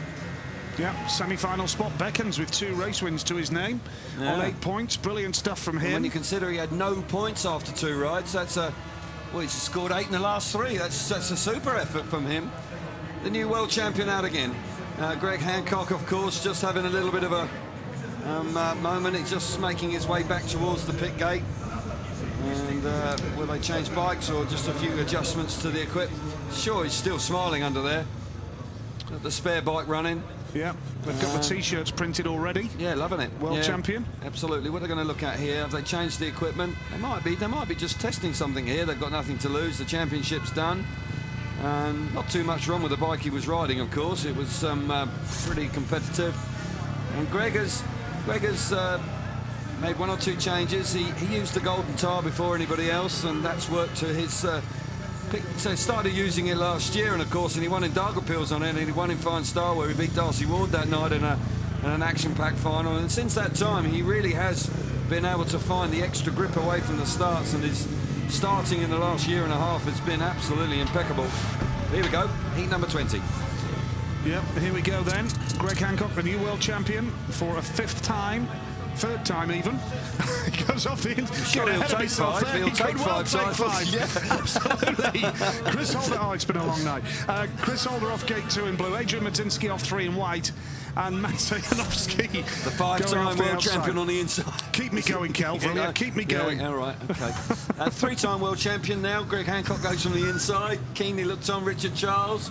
Looking on keenly. He does a lot of work behind the scenes for Greg. And there's his Jenny, his wife there, who will be immensely proud. He's got 2 young sons, of course, who will be 3 young sons. So, excuse me, you got that right. I got it wrong that time. But no, a young family that I'm sure will be immensely proud of their dad. Here we go, heat number 20. Yep, heat 20 it is. Green light is on, and the team tries, and Chris Holder's made a decent one off 2, and now switching through is Madzinski in white. He's going to try and take out Janowski, but Hancock takes up the lead. The world champion has the advantage here now. This is great speedway again. Holder and Hancock having a go. Madzinski in the mix as well, really challenging hard on Holder. Janowski's at the back. This is exhibition speedway here in Torun tonight, and watch out for Madzinski now, charging up the inside. Hancock with the lead. Madzinski is second. This will put him on to 8 points. Chris Holder is 3rd in blue. That will put him on to 8 points as well. And Madzinski through the middle. 4 abreast there, momentarily through turns 1 and 2. Hancock out in front, fantastic. Madzinski hunting him down. Now Janowski up the inside of Holder. Holder goes to the back. Big right there for Madzinski. And Janowski in 3rd rather, but Hancock out in front should hang on. Well, this is great speedway, and the world champion finishes his 5 qualifying rides in some style with a win. Oh, Madzinski down to the line! Whoa, once again, almost a dead heat at the end of heat number 20.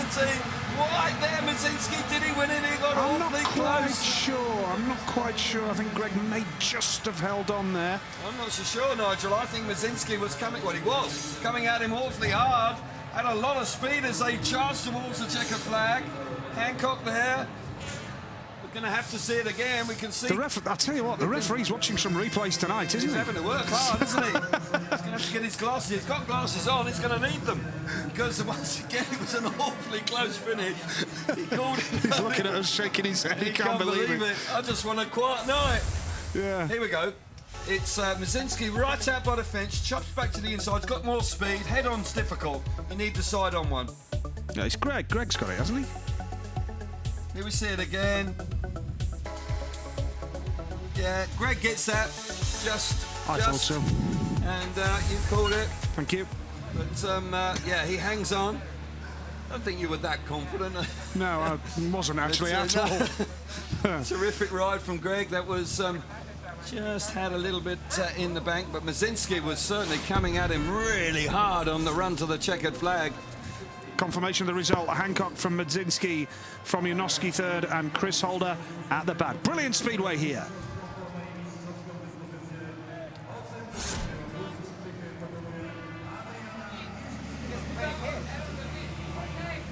Yeah, smashing ride from Greg. He was under a lot of pressure there. It was tight towards the end of the race. We'll see it again.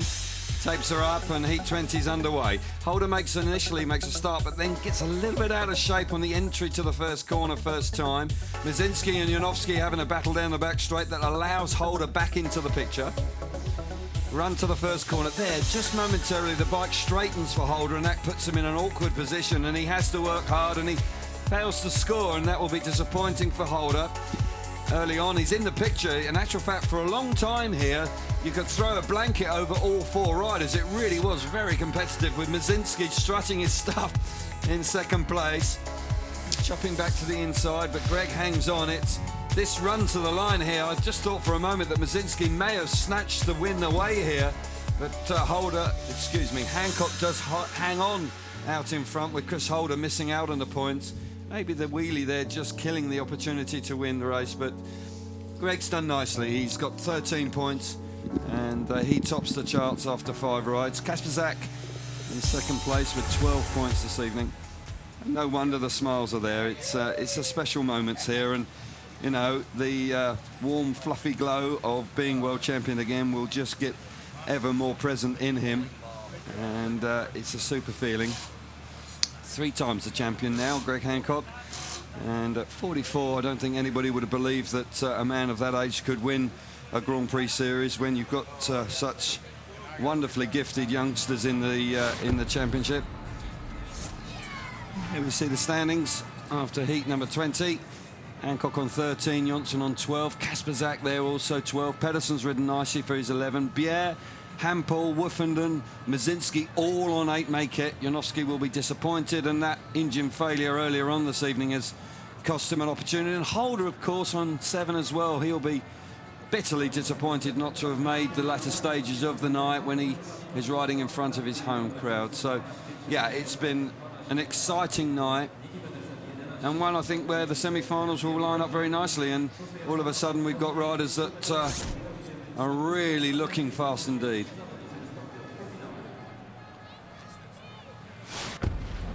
Gate wins. Yeah, it's inside gate is comfortably the best, and the other 3 rides, the 2 middle starts are a challenge, and the outside gate, the yellow gate, has been fairly productive, but it'll be interesting to see if those stats actually bear out when it comes to picks. Quite often riders don't always follow that trend. They often go with their gut instinct. They may have won a race off of gate 3 late in the night, and they will jump on it. But it's been a terrific night, Nigel, hasn't it? You know, and it's been a fitting venue, hasn't it, for an excellent night of Speedway? Yeah, it's great, and you know, the racing has been spectacular. I've just had a very brief chat with the referee out of the back of our commentary box, and I don't think I'm giving too much away when Christa Gardell said that he's had to have a word with a couple of the riders tonight because he thinks that they may have stretched it to the limit on a couple of occasions. Yeah, but it's no surprise that riders have done, when we've been describing it and you've been going through all the scenarios with the points situation and riders going for medals, going for championships, going for Grand Prix futures, then there's no doubt that riders will push it right to the boundaries and the limits out there. And when you've got conditions like this, it will only encourage riders to actually feel confident on a great racing track. And I don't think there's been anything malicious we've seen this evening. I don't think so. No. And I've got to say congratulations to Christoph Kasperzak on the silver medal. Fantastic achievement. And, yeah, it is. Woffenden now on 120. Nicky Pedersen still with a couple of points behind him now. So he certainly has the upper hand when it comes to the battle for the bronze medal as well, and how Ty would love to follow up a world title with a medal the following year. Yeah, I think that's right. And, you know, he's got a couple of points in hand, but with the never say die attitude of Nicky Pedersen, he can't relax, because Pedersen will come charging at him, and he's ridden well tonight, Pedersen. He's got a solid performance, 11 points from his 5 outings so far. Had a tough last ride where Harris actually got the better of him late on in the race, and Woffenden has responded supremely well. Look how competitive that is, with 4 riders on 8 points, all scrappling there. Hampel starting well and then struggling, and then bouncing back with a win when he really needed it. And I've got to say, Kenneth Bier deserves a mention in there, because, you know, a lot of riders would have thrown the towel in after 2 rides when he failed to score, and then he comes up with a miraculous turnaround with 8 points from the next 3. So, you know, when he's carrying some pretty nasty injuries, that's a creditable performance from Kenneth. Yeah, he's a gutsy old character, Kenneth Bier. He's shown that well and truly up for the challenge. Just a slight delay, I think, now whilst we await the official clarification of the 128 from the FIM. Yeah. While you were having a chat with the referee, Nigel, I was saying it was disappointment for Holder, who had 5 points from 2 rides and then has failed to make the semi-finals. He's slipped away, and I quite fancied Chris to make the final tonight. Told the ref he'd done all right. Okay, mate. Done all right. Fair play. Don't think he really cares what I think. That bloke's done all right too, isn't he? Greg Hancock. Yeah, not bad for a youngster. For a youngster. Great. Gate 1. No surprise for Hancock to go gate 1. It's the best gate, stats-wise, and he has no hesitation. He's delighted to go from there. Pedersen, 11 points to his name. Gate 4, second best gate. It's going with the stats so far. Pedersen from the outside. Hampel, who was majestic 2 weeks ago, a little bit more of a struggle tonight, but he's still in the latter stages. Gate 3. Okay, interesting. He's one rider, Hampel, along with Jonsson, who you would never have believed would have been in the top 8. I thought that they would have needed a pick to be in the GP next year. Well, they've done the organisers a favour, haven't they? Because they've battled their way in. 2 class riders, showing why they have succeeded at this level in the past. So Woffenden makes the final pick. He gets gate 2, which he won't be too despondent about. Second semi-final, the boys will be just gathering themselves now. Andres Jonsson, of course, who's turned his fortunes around. The last 3 Grand Prix have been very, very much more like what we expect from him. And AJ, who's been remarkably relaxed, and I think that's benefited him. It's interesting. Ignoring gate 1 at this stage, he's sort of tempted to go to gate 4, which is, he feels he gives the opportunity to do something. I think Kasperzak will be pleased. Surely he'll go for gate 1. AJ off the outside. Yeah, KK off 1, you were right. I don't think that's too bad. Kenneth Bier now. 2 or 3. Gate 2 for Kenneth. Ridden well in the last 3 races. Very well to do. And Mazinski, who won here last year, he gets the gate number 3 and once again justifies his call up into the GP this evening as a home rider. So Mazinski, you can't rule him out. He's quite an exciting rider to watch, I must say. So 2 very exciting semi-finals coming up.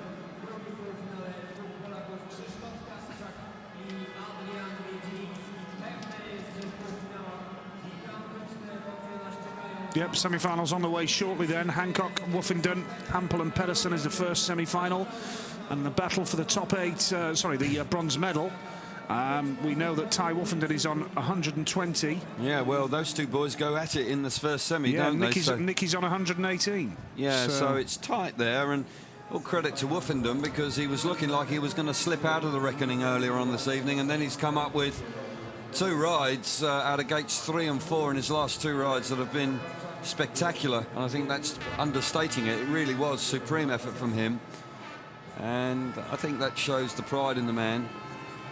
Great feelings there, photos for the family, special moments these.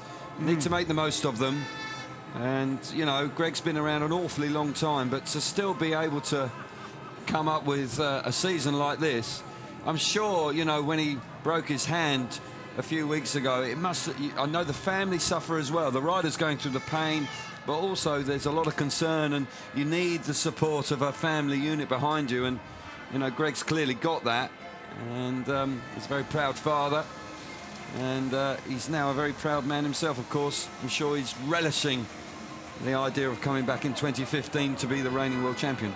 Yep, very much so. So we await the arrival of the riders. The Monster Energy girls have arrived, but we need the riders now. Reasonably important part of the show, isn't it? Slightly, yeah. So we await the first semi-final, and the bronze medal is the only issue to be decided now. Never had a runoff in SGP history for the bronze medal. Right, okay. Could happen tonight. Pedersen and Woofenden, they're out in the first semi-final, just 2 points between them. I would say they're not the best of pals. I would think that they're not on each other's Christmas card list. And I sense that, good way to put it. Yeah, I sense that they'll be reasonably ruthless here between each other. They'll want the medal. Hampel in here. He'll want to go to the final, of course. Won in Stockholm, but yeah, the focus of attention will be on Woofenden and Pedersen. Could be quite a battle here for the bronze medal. Yeah, it's been a really grueling night of Speedway. Tough, spectacular. Hard night. Yeah, Tough, it's been brilliant to watch. Yeah, the speed alone takes your breath away around here. It's such a wonderful track. And the banking helps you carry lots of speed through the corners. And Woofenden in his last 2 rides has utilised that to great effect. And has won 2 rides in fine style. Great place to come, no doubt, and a fitting place to bring the curtain down on the 2014 Speedway Grand Prix Series. The T-shirts are out in force. Greg Hancock, 2014 World Speedway Champion. And great to see. Well, will he win tonight? He could go on to win the evening, couldn't he, as well? He's got nothing to lose. He must be relaxed. He won his last ride so well. So, yeah, the team looking on. And Woofenden and Nicky Pedersen. Here we go. Yeah. Here we go then. First semi-final here of the Poland Torun Speedway Grand Prix of Poland is coming up.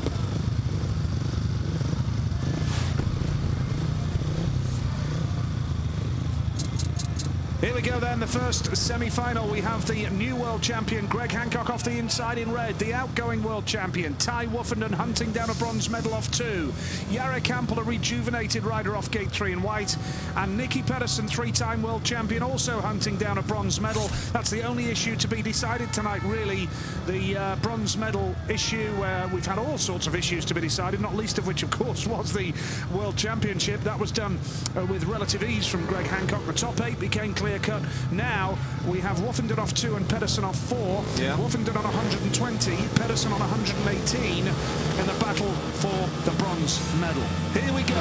Semi-final number 1. Hancock again away from the start. Woofenden hasn't got there.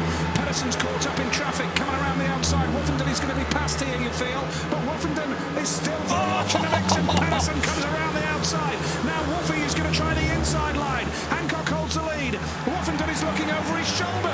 This is unbelievable. Oh, how close is that? Pedersen now back round the outside. Hancock claps the finish. Pedersen's in the front.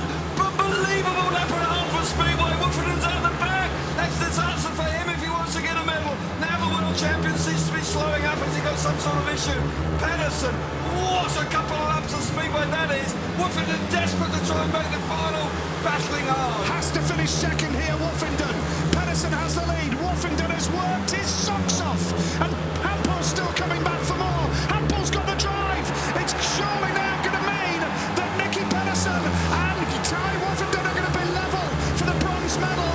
And Pedersen kicks on and gets 3 big points here. That puts him on to 121. And Ty Woofenden is on 121. And Nicky Pedersen needs 3rd place in the final to beat Woofenden for a bronze medal. What a race. What a race. Nicky Pedersen at the age of 37. By golly, he had some bravery there. He had to have it. What a ride. He got himself to the front. Greg Hancock clouts the fence down the back straight. I don't quite know what happened, but he then slowed up. Pedersen pounced, charged himself through to the front. What a Speedway race. Pedersen 14, Hancock 13. What? And Ty Woofenden is doing a lap of honour as the outgoing world champion. Woffenden is doing a lap to show his appreciation to the fans here in Torun. Woffenden is exiting the Grand Prix stage for this year as the outgoing world champion. He is, and you know, it's been a tough season. He had that injured hand where he broke his fingers, but he hasn't quite managed to recapture the form he had in the middle part of the year. Hasn't made starts tonight, showed good resolve to make the semi-final with a couple of very important wins, but by golly, that was a race, Nigel. That was something to behold there, with Pedersen showing such bravery. And now Nicky Pedersen's in the driving seat. He's made the final. They're all square, those two boys, Woffenden and Pedersen, but I'm looking forward to this. Initially, it's all about Greg Hancock, and then Nicky Pedersen comes into the picture. It's so tight. There's three abreast here. There's no racing room, but nobody's going to give, are they?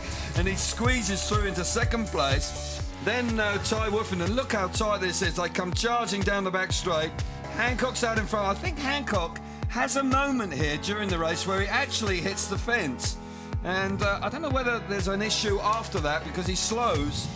And I'm sure in the fullness of time it will become clear because he misses out. There it is, yeah, he lifts. And something happens, I'm not quite sure what it is, but Nicky Pedersen takes the opportunity and charges to the front. And with Woffenden then being relegated back to third place, it's giving the three-time world champion the opportunity of stealing the bronze medal in the championship chase tonight. So here we see it, Nige. Hancock 140, Kasperzak's got the silver medal, but Woffenden and Nicky Pedersen, with Pedersen in the final, it looks like Woffenden could miss out. But if Nicky finishes last in the final, we're going to have a runoff. Yes, that's right. For that bronze medal, so it's not all over yet for What a Woffenden. semi-final. Semi-final number two's got something to live up to. Just a bit. Fantastic speedway. Wow. It's good, isn't it? Yeah. Great job by what Greg happened Hancock. there with Greg, but he won't be too worried. Yeah. Won't be too worried. The deal's done. Sealed the deal. He's got the gold medal. And I'm sure he'll just relax now. Andres Johnson, can he win back-to-back? Got a couple of Grand Prix this year. Excuse me, he won in Voyens 2 Grand Prix ago where he was outstanding and he's ridden well tonight. Kasperzak, I'm sure, would dearly love to win this evening in front of a home crowd. Here we go, second semi-final then here in Torun. Christophe Kasperzak goes off the inside, the silver medalist, world number 2 for 2014. Kenneth Bier goes off gate number 2 in blue. A great night for him, he really has recovered well. AJ Madzinski goes off gate 3 in white. And AJ, Andreas Jonsson, who has salvaged his season and his place in the 2015 series. He goes off the outside in yellow. Here we go, Kasperzak with a trademark start. Jonsson in yellow has gone square and towards the fence and high into the banking and has got loads of speed and has just blasted around the outside of Christophe Kasperzak in the most fantastic style. Andreas Jonsson. Oh! Madzinski! Oh, Pierre and Madzinski near enough clash as they start the second lap. Fantastic move from Andreas Jonsson to get himself to the front and get the better of Kasperzak. Keep your eyes on Madzinski here. He is going to come at Kasperzak really hard. He won here 12 months ago. He's desperate to make the final. AJ looks superb out in front. KK now got a bit of breathing space. Yeah, looking good for Christophe Kasperzak, but Andreas Jonsson, what can we say about this guy and the way he's turned his season around? The way they're using the banking here reminds me of one of your old tracks, Kelvin, at Bradford, the old Odsel Stadium, and how banked that was. And it really does provide spectacular speedway. Jonsson still going high towards the banking, high up the banking, and into the final again. Jonsson, Kasperzak and Madzinski. What a great race once again here in Torun tonight. And hats off to Andreas Jonsson, who has really turned his season around. And he doesn't want it to end, does he? No, he wishes the season was just beginning, wasn't he? Because he's got that engine from Hashtag. And got to say that he won in Voyens and he had a strong performance in Stockholm, and tonight again winning races for fun. Yep, so it's Jonsson and Kasperzak through to the final. Madzinski and Bier, their night is over, but Jonsson leads the GP now on 15 points. But of course, it's all about who wins the final in terms of winning the GP. So the final, Nicky Pedersen needs a point for the bronze medal.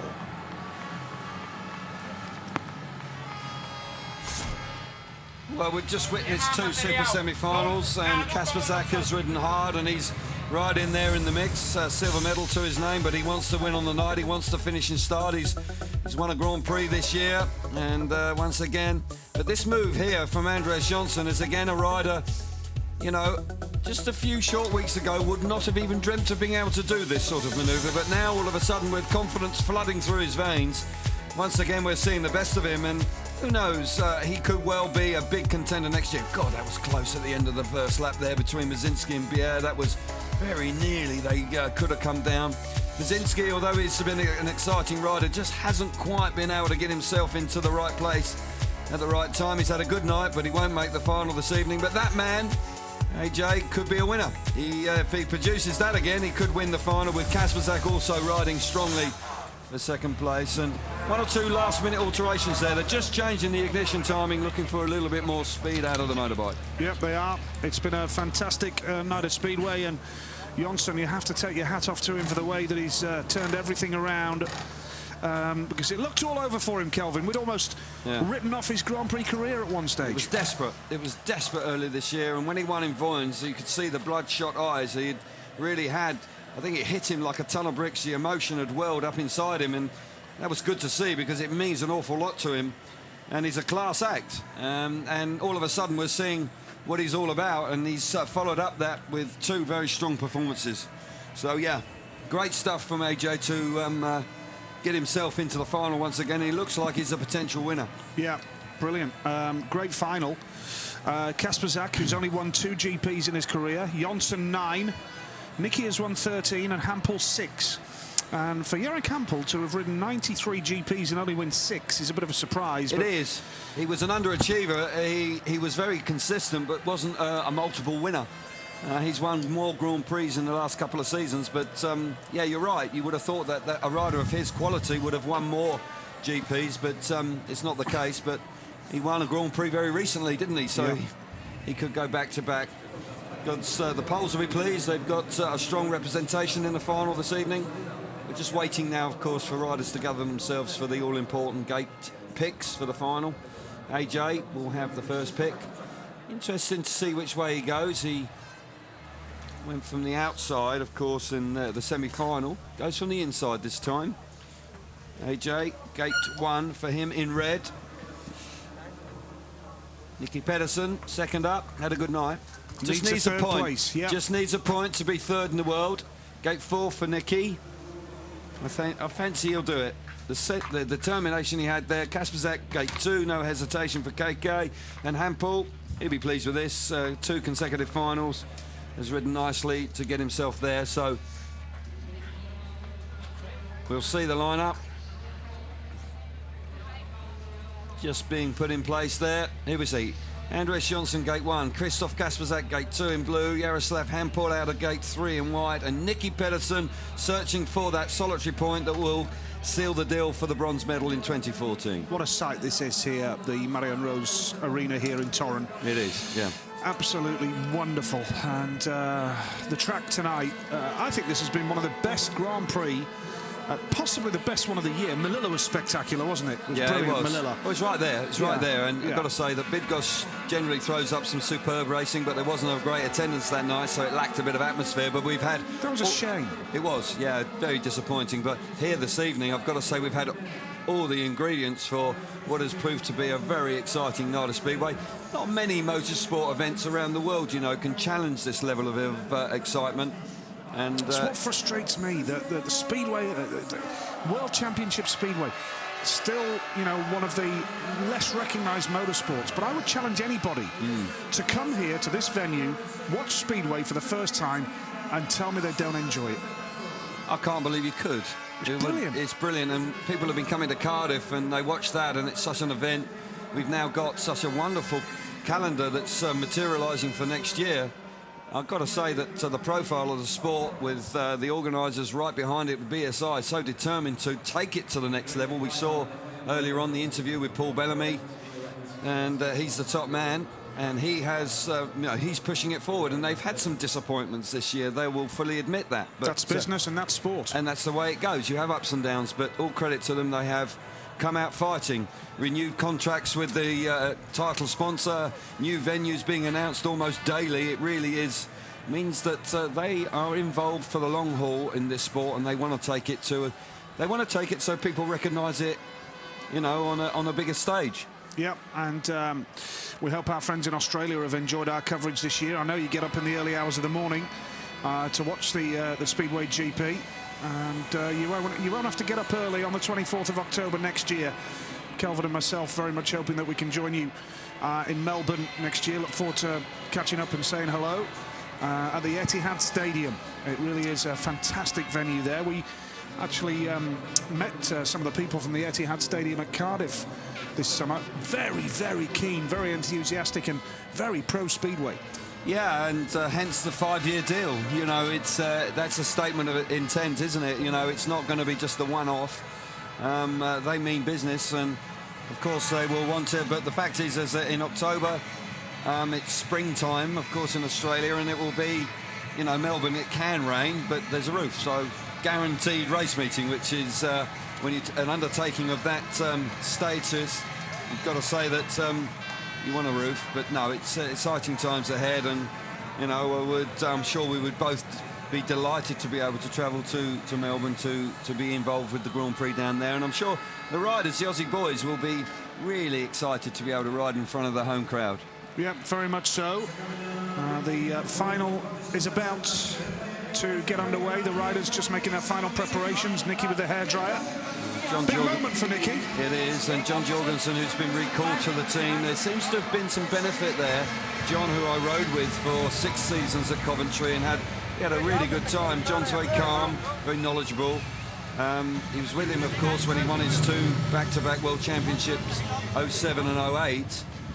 And he's back. He's been back for, what, 4 or 5 Grand Prix, and I think that's been an interesting move, and it's been a beneficial one. Absolutely. Yeah. Peter John's there, just with... he's going to have the first 2 in the world here, and PJR has won the last 3 World Championships, and that's to his credit. So here we go for the final time this year, and the only thing to be decided is the bronze medal. Nicky Pedersen needs 3rd place to claim bronze, which would be a great achievement for him. 3 times world champion, of course. He's a pantomime villain in many people's eyes, but he is definitely box office, and we've seen it again tonight. He's really got stuck in. Too right, you know, you can't take your eyes off him. When Nicky's about, there's always something happening, and he's a credit to himself, really. He does some stuff on the track at times that you can't agree with, but you can never doubt his professionalism, and he's ridden really well this evening. He's wanted this 3rd place in the world, and off the outside here tonight, I would think the odds are very much in his favour of securing the bronze medal.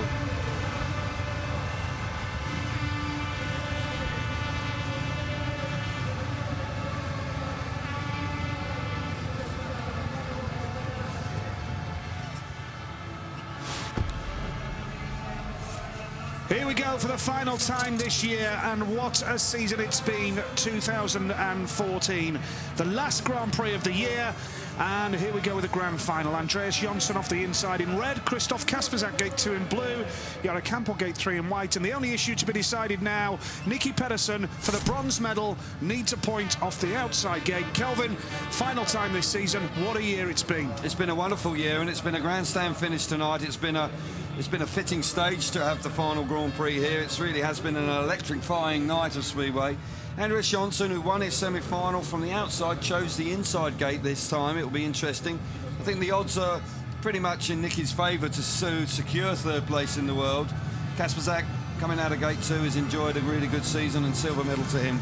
And we've seen tonight what it means to each and every rider to be in the World Championship, the biggest speedway event in the world. Here we go, grand final, and Kasperzak has made a good one from gate number 2, but Jonsson is up the inside. Pedersen is going to the fence. Is there any room there? He's got to back off. Oh, he's got a square. Surely there's going to be a crash. No! Oh my goodness, Kasperzak's in the fence. Oh, there's going to be a red light now. There is going to be a red light, and if Nicky Pedersen is excluded here, if he is excluded, there will be a run-off for bronze medal. And Christoph Kasperzak is not a happy man. Here we go. Well, Nicky Pedersen's ridden back into the pits. Kasperzak is furious. Team members trying to calm him down. It was a strong move down the back straight. There was an opportunity. Yeah, I think it's going to kick off in the paddock. Well, let's see what the verdict is. It's the grand final. Christopher Gardell's had a tough night. He's been busy, hasn't he? And KK, well, let's just watch it again. Comes up the inside, he's made the move. Kasperzak tries to lean on him. Gotta say, they were all almost 4 abreast. It's an awkward ending there. Here we see it. Nicky now, the opportunity gets there. He gets himself alongside as Kasperzak's coming across. It's similar to the incident we saw in Voyens with Troy Batchelor. But there, Kasperzak was in control and then just runs wide. Again, this is a really difficult call. Oh, really difficult call. As Kasperzak's coming back across, there is a bit of contact. Now, will he deem that Nicky Pedersen... This is a tough call, Kel. It's such a tough call and such an important the race. Polish fans are cheering. Yellow disqualified. Nicky Pedersen is excluded from the final, and that means there will be a runoff for the bronze medal. Well, either way that was going to go, that was awfully tough. Pedersen frustrated, and I have some sympathy. You know, you're racing for, you know, there were 4 abreast there. You've got this situation that what happened with Troy Batchelor, where he made the move up the inside and the rider's on the outside then sweeping back across, and you're carrying so much speed you can't avoid each other. And once again, it's one of those situations where you'd rather not have to exclude somebody because it's a racing incident. But Pedersen is furious. Here you see it, he's in traffic, he gets the opening there, gets in the inside just in front there. That angle isn't the best one. The best one is when we have a more of a head-on. Obviously, Kasperzak is, you know, furious because he's found himself buried in the air fence. But let me ask you a question here, Kelv. If Kasperzak would have gone down now, would it have been more clear-cut? Would Nicky have been disqualified? Easier decision, but he doesn't. He runs wide. There is contact as Kasperzak's coming back across. But what does Pedersen do? The opportunity opened up for him. He's not going to shut the throttle, so he had to go for it. Of course Nicky he did. had to go for it. Of course he did. And you know, unfortunately, there's an incident at the end of the back straight. Not malicious. You can see how hard Kasperzak's coming across. Got to say, it's a tough call either way, and I have sympathy. I wouldn't want to be the referee in this situation. Kasperzak there, he's not out of control, but he's just running out of room and running out of track. Well, and he just piles himself up against the end. It falls awkwardly, but you know, the decision's gone against Pedersen here, which is frustrating for him. Having a chat with the referee, Christopher Gardell, and well, he's got to pull himself together here because he's still got to do a runoff. Still got to do a runoff. Furious. We've got the final to be decided first, then a runoff. No, but you're bigger than that. So if there's any language that offended you there, then we do apologise. Emotions running high, and you can understand why when there's medals on the line. Pedersen clearly frustrated. Once again, if there is any language there that offends you, then again we apologise. But anyway, I tell you what, either way, there, Nigel. If Kasperzak had been excluded, then I'm sure there would have been a tough reaction from him. But it's one of those situations where Pedersen, any rider, if I put myself in that situation, you would have to go for it. He's in traffic, there's an opportunity, and he takes it. And, you know, he's found himself, he is momentarily in front, and Kasperzak's coming across from the outside. And I have some sympathy, but he can't allow this to detract from him too much. Also, when you say he's got to get himself together, there's another man in the paddock that's got to get himself together. Ty Woofenden. And that's Ty Woofenden, because his night is now not he's already over. done a lap of honour thinking it was all over. And there's Michael Jepsen-Jensen suffering with a broken collarbone. Yeah. But Amada Castagna there, just receiving the full force of Nicky's feelings. And as I say, I have some sympathy with that. Well, I mean, very difficult to be definitive with it, though. Yeah, and it's just like we couldn't just sort of finish with one more race and a straightforward end to the evening, could we? It was never going to happen, was it? It wasn't. No, sooner after or later. A night like this. After all the permutations, and you know, we thought we might have 2 runoffs. We are now finally going to get a runoff. It's the first time we're going to have a runoff for the bronze medal. Pedersen still. Again, more foul language, which we apologise for. But you know, Nicky Pedersen speaking to various FIM officials down in the pits area. And you can understand Nicky's anger and frustration because it's adrenaline, and it could have gone either way. Yeah, absolutely, and he'll feel aggrieved because he had a similar incident that happened in Voyens, where Troy Batchelor got the benefit of the decision that night, where he made the move up the inside, and this was quite similar. But as they come out of it, if we see the replays again, you'll see that he has no choice. He's carrying speed. It's a high-speed track. It's the final.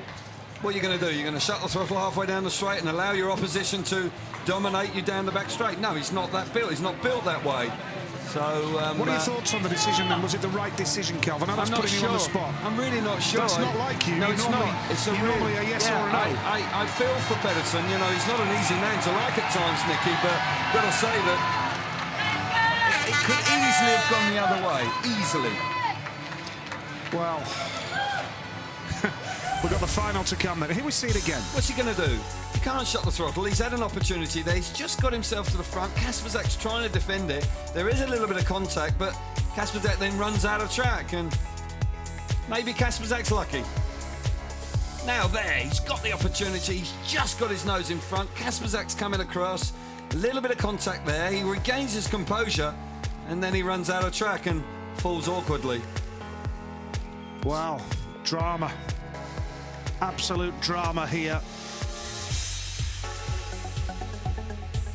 There's the incident again. Kasperzak does not go down immediately, but we have the grand final now with 3 riders only to decide the winner of this Grand Prix. And well, it's just so typical of the way the night has gone. It really is. It's a dramatic night of Speedway, pure theatre, and there's a big cheer in the stadium tonight because the Polish football team are playing, and they're a goal up against, who are they playing? I've no idea, I'm sorry. Who are they playing? I don't know, Nigel, I can't answer the question. I'm not sure. I know it's international weekend, but I couldn't tell you who Poland are playing. Anybody know Poland are playing tonight? Good stuff. They're a goal up anyway. That's the latest. I mean, I'm pleased, but I've been focusing on the Speedway.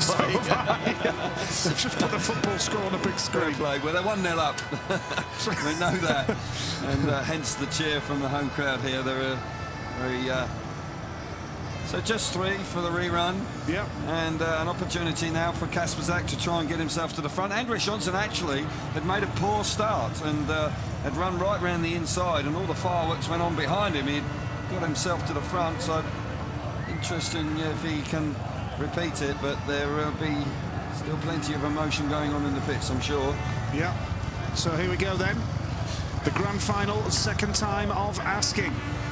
Johnson, Kasperzak, Hampel, no Nicky Pedersen, and Pedersen has got to get his mentality in a good place. Well, he has, because he's still got the 3rd place to race for. He's had a bit of disappointment, of course, not being in the final to get it done now, but still can be 3rd in the championship. Wolfenau won't believe it. He said goodbye to everybody. He probably was gone to the changing room. Got to get his kit back on now, sharpish. By the way, it's Poland 1, Germany 0. Hence the reaction. There you go. It's Andreas Johnson off the inside in red, Christoph Kasperzak going off 2, Jarek Hampel off 3, no rider off the outside then. Here we go, grand final here in Torun, a night of pure drama, and there's still more to come. Yeah, there is. We've got the final and a runoff. We've got a bit of a bonus here this evening, so the final runoff for the bronze medal. Can now Andres Johnson repeat that first corner, because he was looking set here. Here we go. Yep, here we go, second time of asking then. And Jonsson's made a good start, but KK off gate number 2 has hit the front, and the Polish fans roar again. Johnson now tries to take him wide, but KK has got the drive, and now Hampel is going to drive the inside line, but Kasperzak holds the lead right now. Johnson has gone wide, and that allows Hampel the opportunity to drive up the inside, but Johnson closes the door. But Christoph Kasperzak is looking good here for a 3rd Grand Prix win of his career. Yeah, and this is pouring salt in the wound of Nicky Pedersen, that's for certain, because Kasperzak in the rerun, got to say, he makes an excellent start and he looks really good out in front. Andres Johnson not quite able to get there off the inside, and Kasperzak set fair. Hampel, they're going to make the rush from, of course, back in 3rd with only 3 in the final tonight, but Kasperzak is going to finish his season on a high. Silver medal, a Grand Prix winner once again in front of a home audience. That's a good effort. Well, the Polish football team are 1 up on Germany, and Poland's Christoph Kasperzak is going to win the GP in Poland. It's a good time to be Polish. It's Krzysztof Kasperzak with the checkered flag. Second place, Andreas Jonsson, and third was Jarek Hampel. And we've still got one race to come, folks, and that is Great Britain's Ty Woffington and Denmark's Nicky Pedersen for the bronze medal in the World Championship. Yeah, super ride from Kasperzak. He did the hard work away from the tapes. He dominated the race right from the word go. Got to say, Andreas Jonsson was threatening early on, but Kasperzak has finished this season off in style. Early doors, he won Bydgoszcz the second round of the season and then suffered injury. He's got his confidence back and has won on the night. He's second place in the world. I've got to say that camp will be almost as pleased as the Greg Hancock team. He celebrates in style. Controversy in the original staging of the final, of course. It could have gone the other way. He could have been excluded, and it could have been all about Nicky Pedersen picking up the bronze medal, but it's not. It's about Krzysztof Kasperzak picking up another Grand Prix victory, and the man has come of age, and he's going to be a major threat in the future to win the world title, in my opinion. Yeah, brilliant effort, and he'll be back out for the presentation, not just for tonight, but for runner-up in the World Championship as well. It really is great to see. And many congratulations, Krzysztof Kasperzak. Good show. Some night here in Torun. So we've got the runoff to come, and then the presentations as we round off the 2014 Grand Prix series on a remarkable night in Torun. Kasperzak the winner, Jonsson second, and Hampel was third. So many congratulations to Krzysztof Kasperzak, the winner of the Grand Prix here in Torun tonight.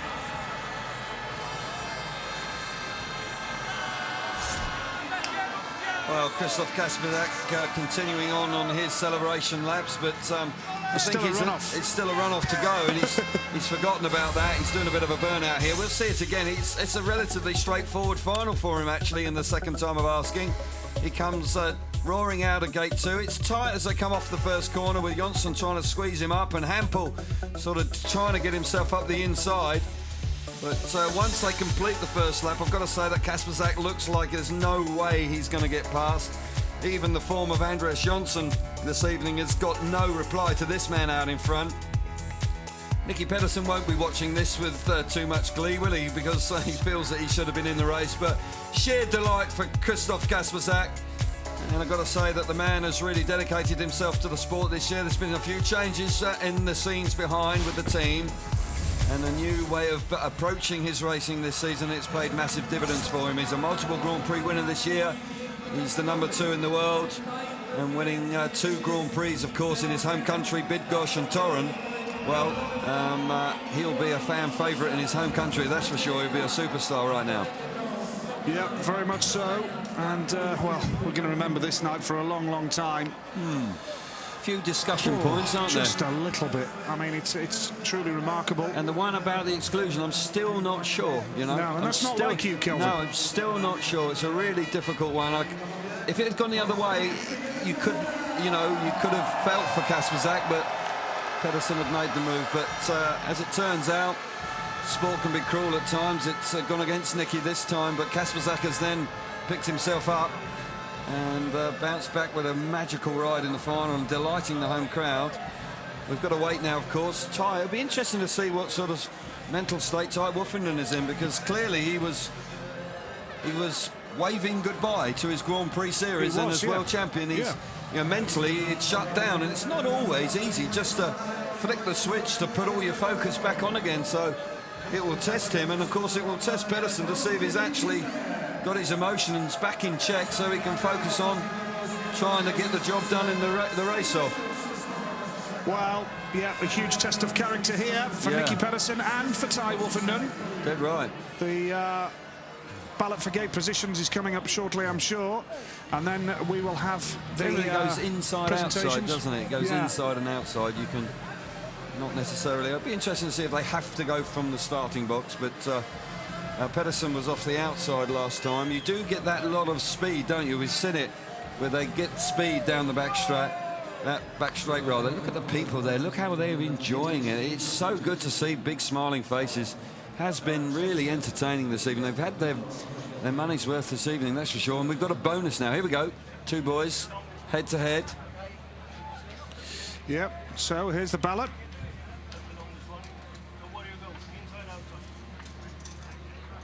Inside or outside?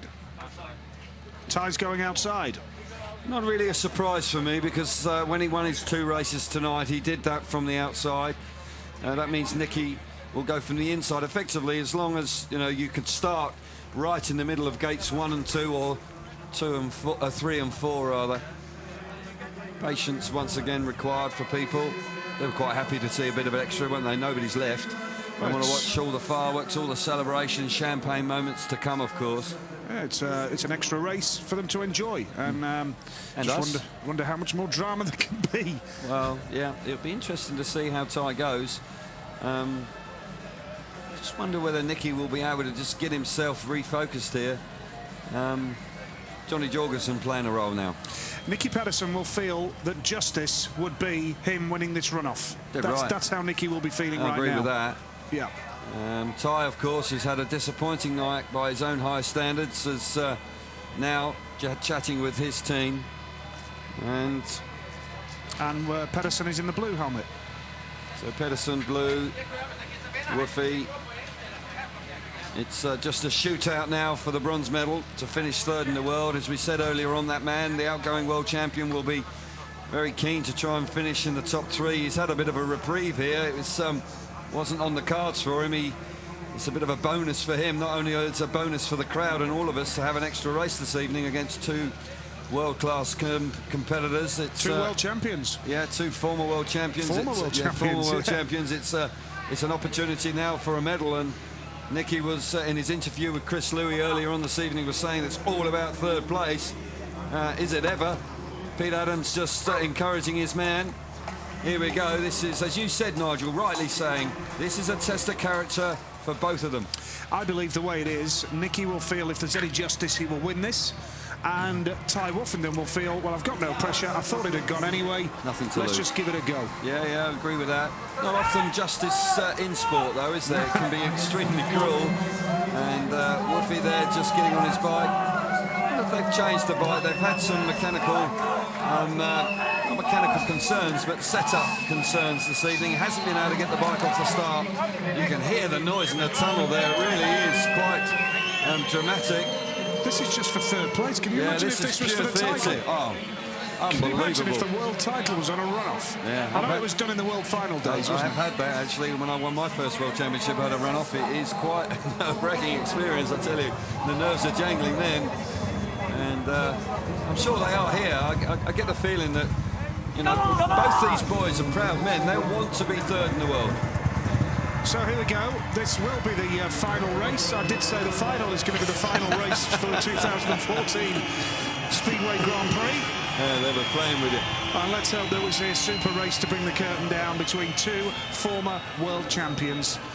May the best man win, and the prize is the bronze medal. I do hope we don't have a mechanical failure or some sort of drama, but I'm sure we won't. It will be. You'll see now, riders will actually. Nicky's actually gone up to gates 1 and 2, and he's actually looking where he wouldn't be able to start from, which is right almost on the white line between the starting gates, and he has. He's gone almost. He's in gate 2, but he's very close. He wouldn't be allowed to start there if there were 4 in the race. Here we see the standings. Yep, here we go then, 121 each. Straight shootout for the bronze medal here in Torun. What a night! And the celebrations will begin after this race.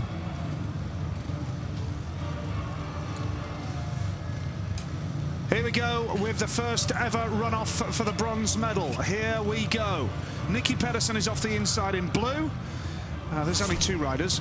Nicky Pedersen off the inside in blue, and Ty Woffenden went for the outside in yellow. 2 former world champions now. They are. About to do battle head-to-head in a match race. Yeah, straight shootout. Crowd are on their feet once again. They're enjoying this. It's plenty of support for Ty Woffenden. I don't think Nicky Pedersen has endeared himself to the home crowd. He won't care. He won't care, never does. He says it won't affect him, and often it doesn't. And he's done a lot of work digging around. He's now moved to the gate 1 position. He was lining up very close to the gate 2 position, but now he's decided to move across a little bit more. Woffenden's right up against the safety fence almost. Look how close he is. Yes, he's right there. There's a rut there. They couldn't almost be further apart. So here we go, a straight shootout for the bronze medal.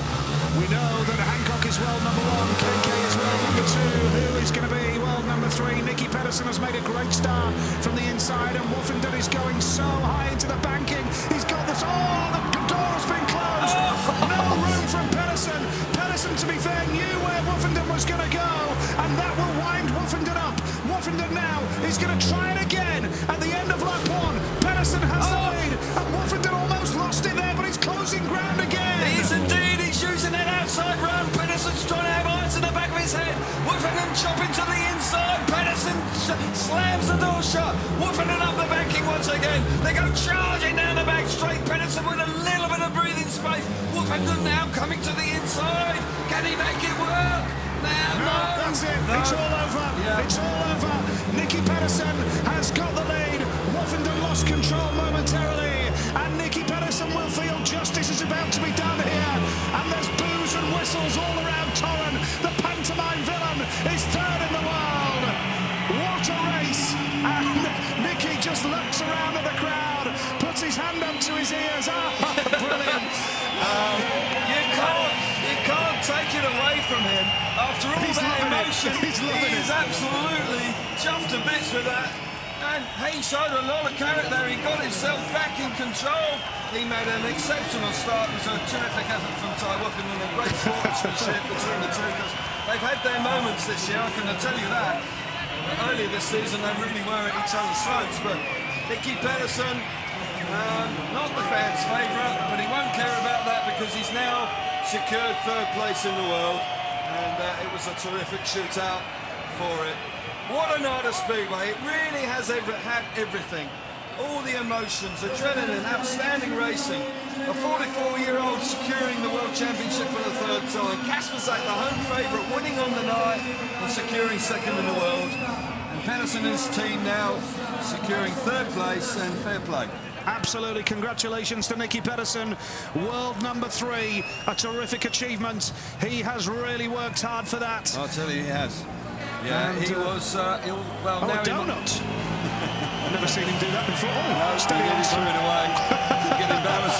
Could get embarrassing. But he must be feeling overjoyed with that and feels like justice has been done. You said, you know, he'll feel like justice has been done, and often it doesn't, but yeah, you can see the reaction. Means the world to him. Yeah. He's still got it, the boy. He's still got it. Oh, yeah, and he's ridden well this evening. There's been a couple of times tonight. Disgraceful. Absolutely disgraceful what happened tonight. Well, he's making his point about the referee. Disgraceful were his words. The bottom line is now, Nicky, you've got it. So, you know, I know you've had to work a little bit harder for it, and Woffington did make him hard. Now look at this. There's no room at all. Oh, get off. Yes, Ty knew that he wasn't going to get any room there, didn't he? So he did the right thing. And Nicky knew that Ty was coming as well. Exactly. So, but Ty knew that. But he comes back at him hard. But you called it, Nigel, in the middle of the race. He just pulls this big locker where the bike then rears up underneath him, and he can't get there. Pedersen enjoying the moment, taunting the crowd. Now, this is a nice moment, Kel, because they've not always seen eye to eye. No, they haven't. This year they've been at each other. There was some real... that's a great moment. It is, and I think that's the underlying respect that the guys have with one another. Pedersen there clearly still making his feelings known to Amado Castagna, the top man from the FIM, but Pedersen at the end of the day, he'll reflect on this when he has a drink in the bar later on, I'm sure. He'll think, yeah, you know, he feels aggrieved, but he's the world number 3. Bottom line is, if Nicky Pedersen was at your local track, you'd go and watch him. You'd pay to go and watch him. Yeah, well, I used to when he rode for Eastbourne. It's not far away, and got to say, he did that club proud, and he put bums on seats. You know, as I say, you might not always like him, and he's not the grand favourite. He's going to get booed royally when he steps up onto the rostrum tonight. He's an athlete. He's supremely fit. He knows how to look after sponsors. He's a businessman. He's very professional, as well as isn't a half-decent speedway rider. You know, he's the you package, isn't he? He is. You can't be a 3-time world champion just being lucky, and he has a very, very professional team around him. I must say he has all the bases covered.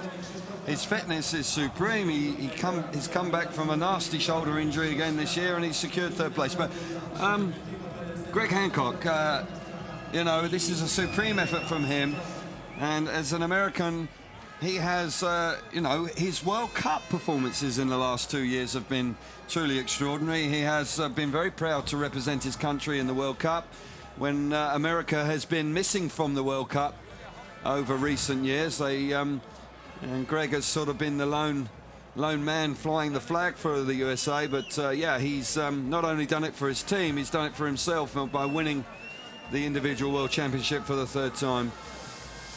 Just a bit of patience once again. It's been, yeah, I think we need a bit of a lie down. It's been quite a night. We're waiting for all the good and the great to gather around the rostrum. Here they come now.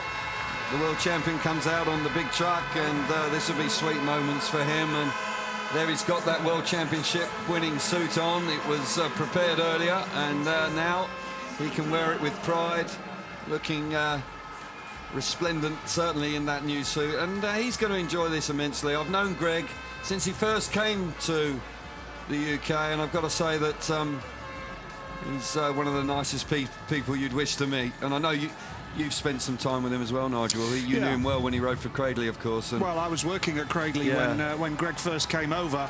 Smashing bloke. Yeah, I remember going to a meeting at Sheffield. It was the Stones Classic, and he ran 5 last places. I looked at the programme in 2011 when he last won the world title, and I pulled that programme out.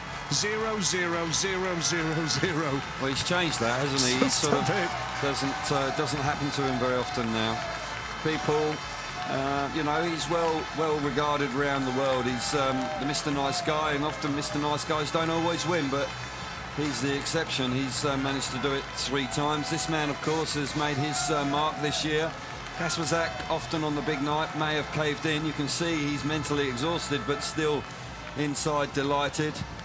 Hampel, of course, he's made the rostrum this evening and has secured his future alongside Andres Jonsson. Both those 2 riders have had a remarkable turnaround in their fortunes this year. So it's been a dramatic night for all sorts of reasons. But the night does belong to Greg Hancock. It has to. And with all his family here, it's a special occasion for him. Yep, very much so. Greg really is a fantastic achievement. And, well, it's just been an amazing night of Speedway. Simple as that. I hope you've enjoyed our coverage of it. It has been a great year as well. And Ty Woffenden, as the outgoing champion, has actually made his way back onto the infield to congratulate all the podium winners. And that's a touch of class from Ty. The riders on the night who have finished 1st, 2nd and 3rd. And also the world champion 2nd and 3rd. Krzysztof Kasperzak, the winner of tonight's Grand Prix, is with Chris Louis. Winner of the FIM Torun Speedway Grand Prix of Poland, Krzysztof Kasperzak. What a fantastic time to win a Grand Prix, your 3rd Grand Prix victory. Yeah, it's fantastic night for all of us, for my team. Yesterday is the best mechanic in the world. I'm today win GP and 2nd in the world. Thank you very much to my sponsor and everyone. And 2nd place in the World Championship secured as well. Oh my God, before season I think about 5, 6 and top, because I'm racing the best club in the world, Stal Gorzów, but now I'm 2nd in the world. Can't believe it. After race I'm nearly crying. What have you got to say to your Polish fans? Dziękuję i pozdrawiam wszystkich kibiców.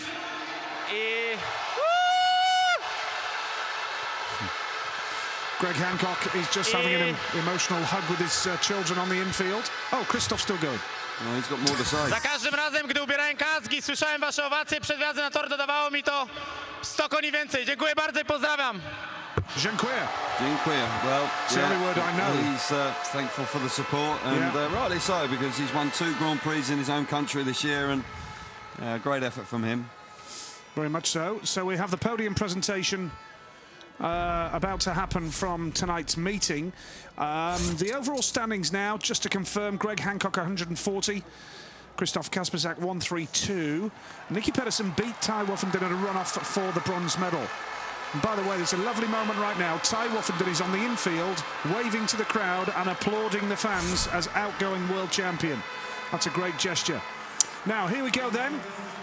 The moment that Krzysztof Kasperzak can enjoy being victor of the Grand Prix here in Torun tonight. Well, a fantastic achievement for Krzysztof Kasperzak, and you know, he said he couldn't believe it. He thought he might get 5th or 6th in the world. Gorzów his home team have won the Elite Extra League here in fine style, and now he's had a couple of Grand Prix wins and finishes second in the world. It's been a super season for him. Jarek Hampel there alongside him also has turned things around. Here's the national anthem.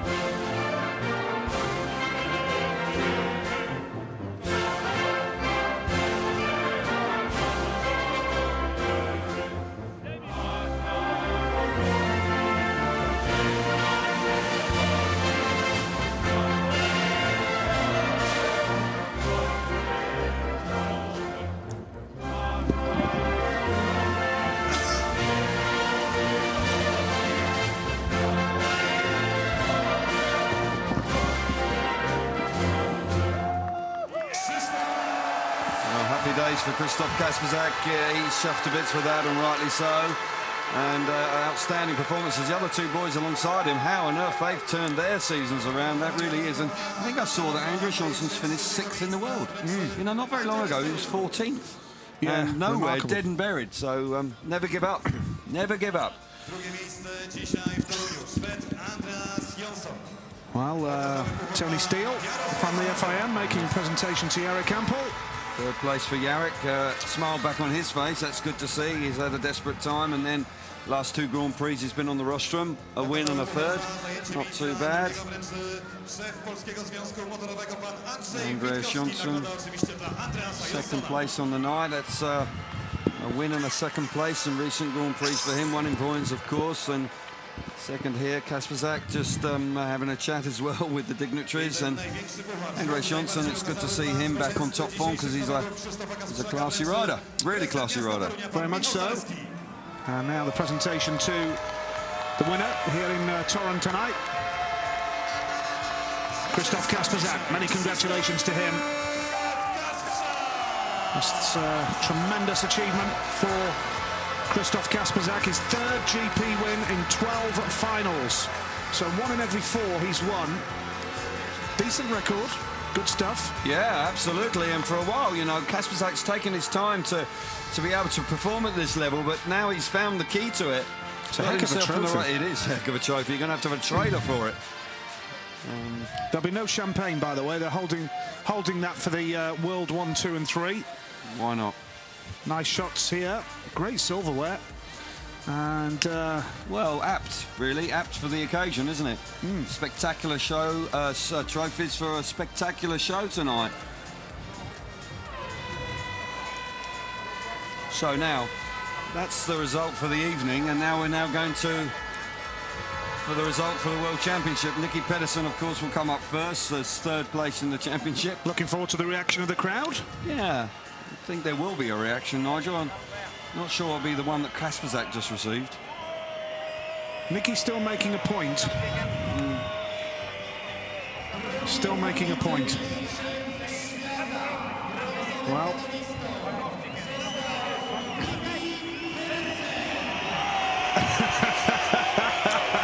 well, it's to be expected. Do you know what? I thought pantomimes were at Christmas. Right. Yeah, we get one all year long, don't we? You know. But, he's great. He's great. Yeah, but all credit to him. He managed to get himself to third place. Been encouraged now to get himself onto the rostrum. Still an angry man, isn't he? Yeah, not happy about it. But when you go home, you know, he's got third place. Yeah. He's got third place in the world. Here we see bronze medal. Get the bronze medal now. And this is a great achievement for Nicky Pedersen. Fantastic achievement. Third in the world. Yeah, after a run-off for the very first time. Yeah.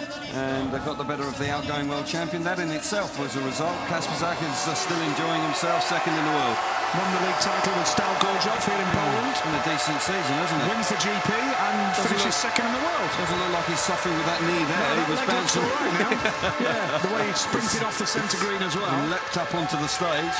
Yeah. No, a great effort from Kasperzak, and the Poles have found themselves a new hero. You know, Golob has been the main man here for such a long time, and now Krzysztof Kasperzak seems to be emerging as the top man. Polish champion as well, of course. Yep. Greg Hancock and his family for the third time. This remarkable man is lifted onto the podium. Such a popular winner. Greg Hancock, world champion 2014. Fabulous, absolutely fabulous, Nigel. And, you know, a lot of respect shown there from all competitors around. Nicky and, you know, Greg have had their moments as well, but I'm sure that they're going to have a chat as well. And nobody begrudges Greg Hancock winning a third title. And Marta Castagna, they're clearly decided. The man presenting him with the gold medal has ridden against him many times in the UK. Yeah, absolutely. No, it's a marvellous achievement for Greg, and you've got to say that it's a very special moment for him and his family. To have all his family over, his brother never seeing him ride live in a Grand Prix, that's quite special.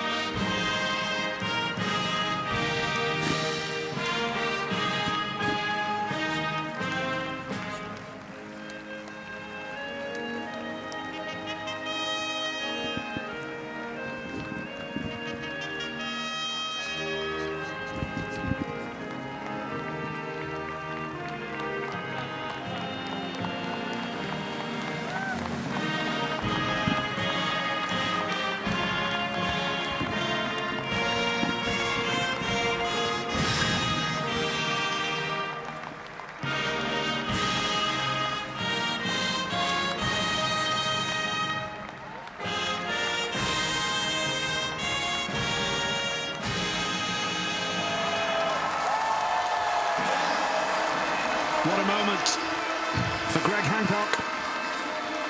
It is, special isn't moment. It? Yeah. It is extra special, and you know, I don't quite know how long he's going to ride on for. You know, we keep going on about it. He's in his mid-40s now, but he shows no signs of slowing down. So Mickey Pedersen put 3 fingers up there. He's a 3-times world champion, and so is Greg Hancock now. And the presentation of the trophy. That's a beautiful from Joe trophy, Parsons you know. of Monster Energy, who's particularly close to Greg as well, who's a Monster Energy rider. Yeah, well, Monster Energy have had a hugely successful time in Speedway. They've won the World Championship the last 3 years. Yeah, fantastic moment, and of course Monster Energy confirmed as part of the GP series again yesterday. Good news. Yeah, and well, I'm sure this is the moment where all the photographers get their picture that they want, and the champagne will start to flow. Yeah, champagne moments here. These 3 riders have battled awfully hard, of course. They've had their injury problems. All 3 of them have had injury problems throughout the year. Greg's missed the start here.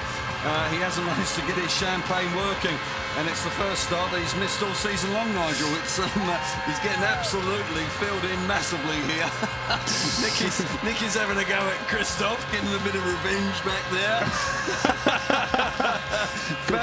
Fabulous scenes there.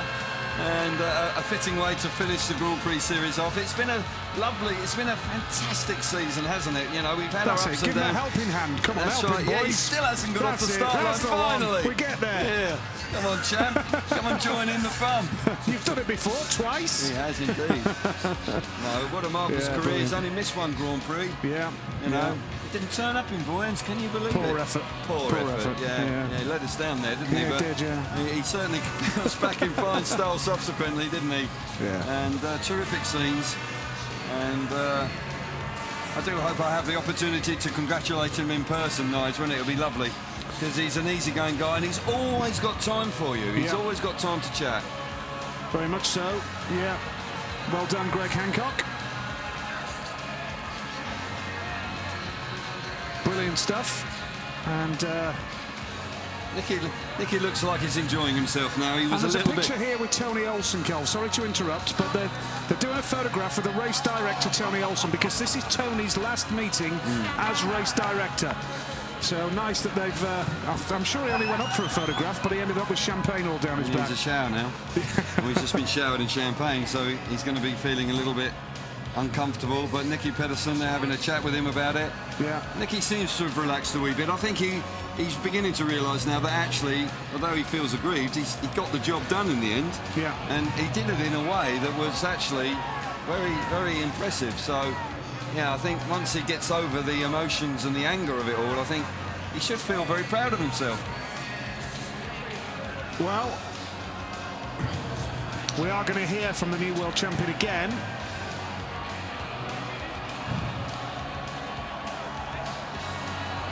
Pictures first.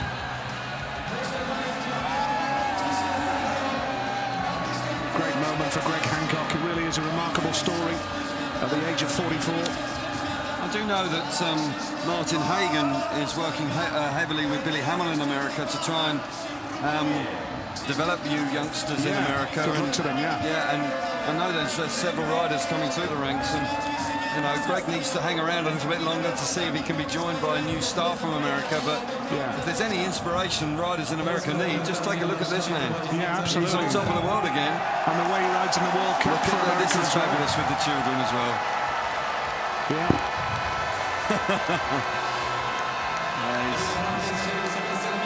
That's great. Team Hancock and the family. Yeah.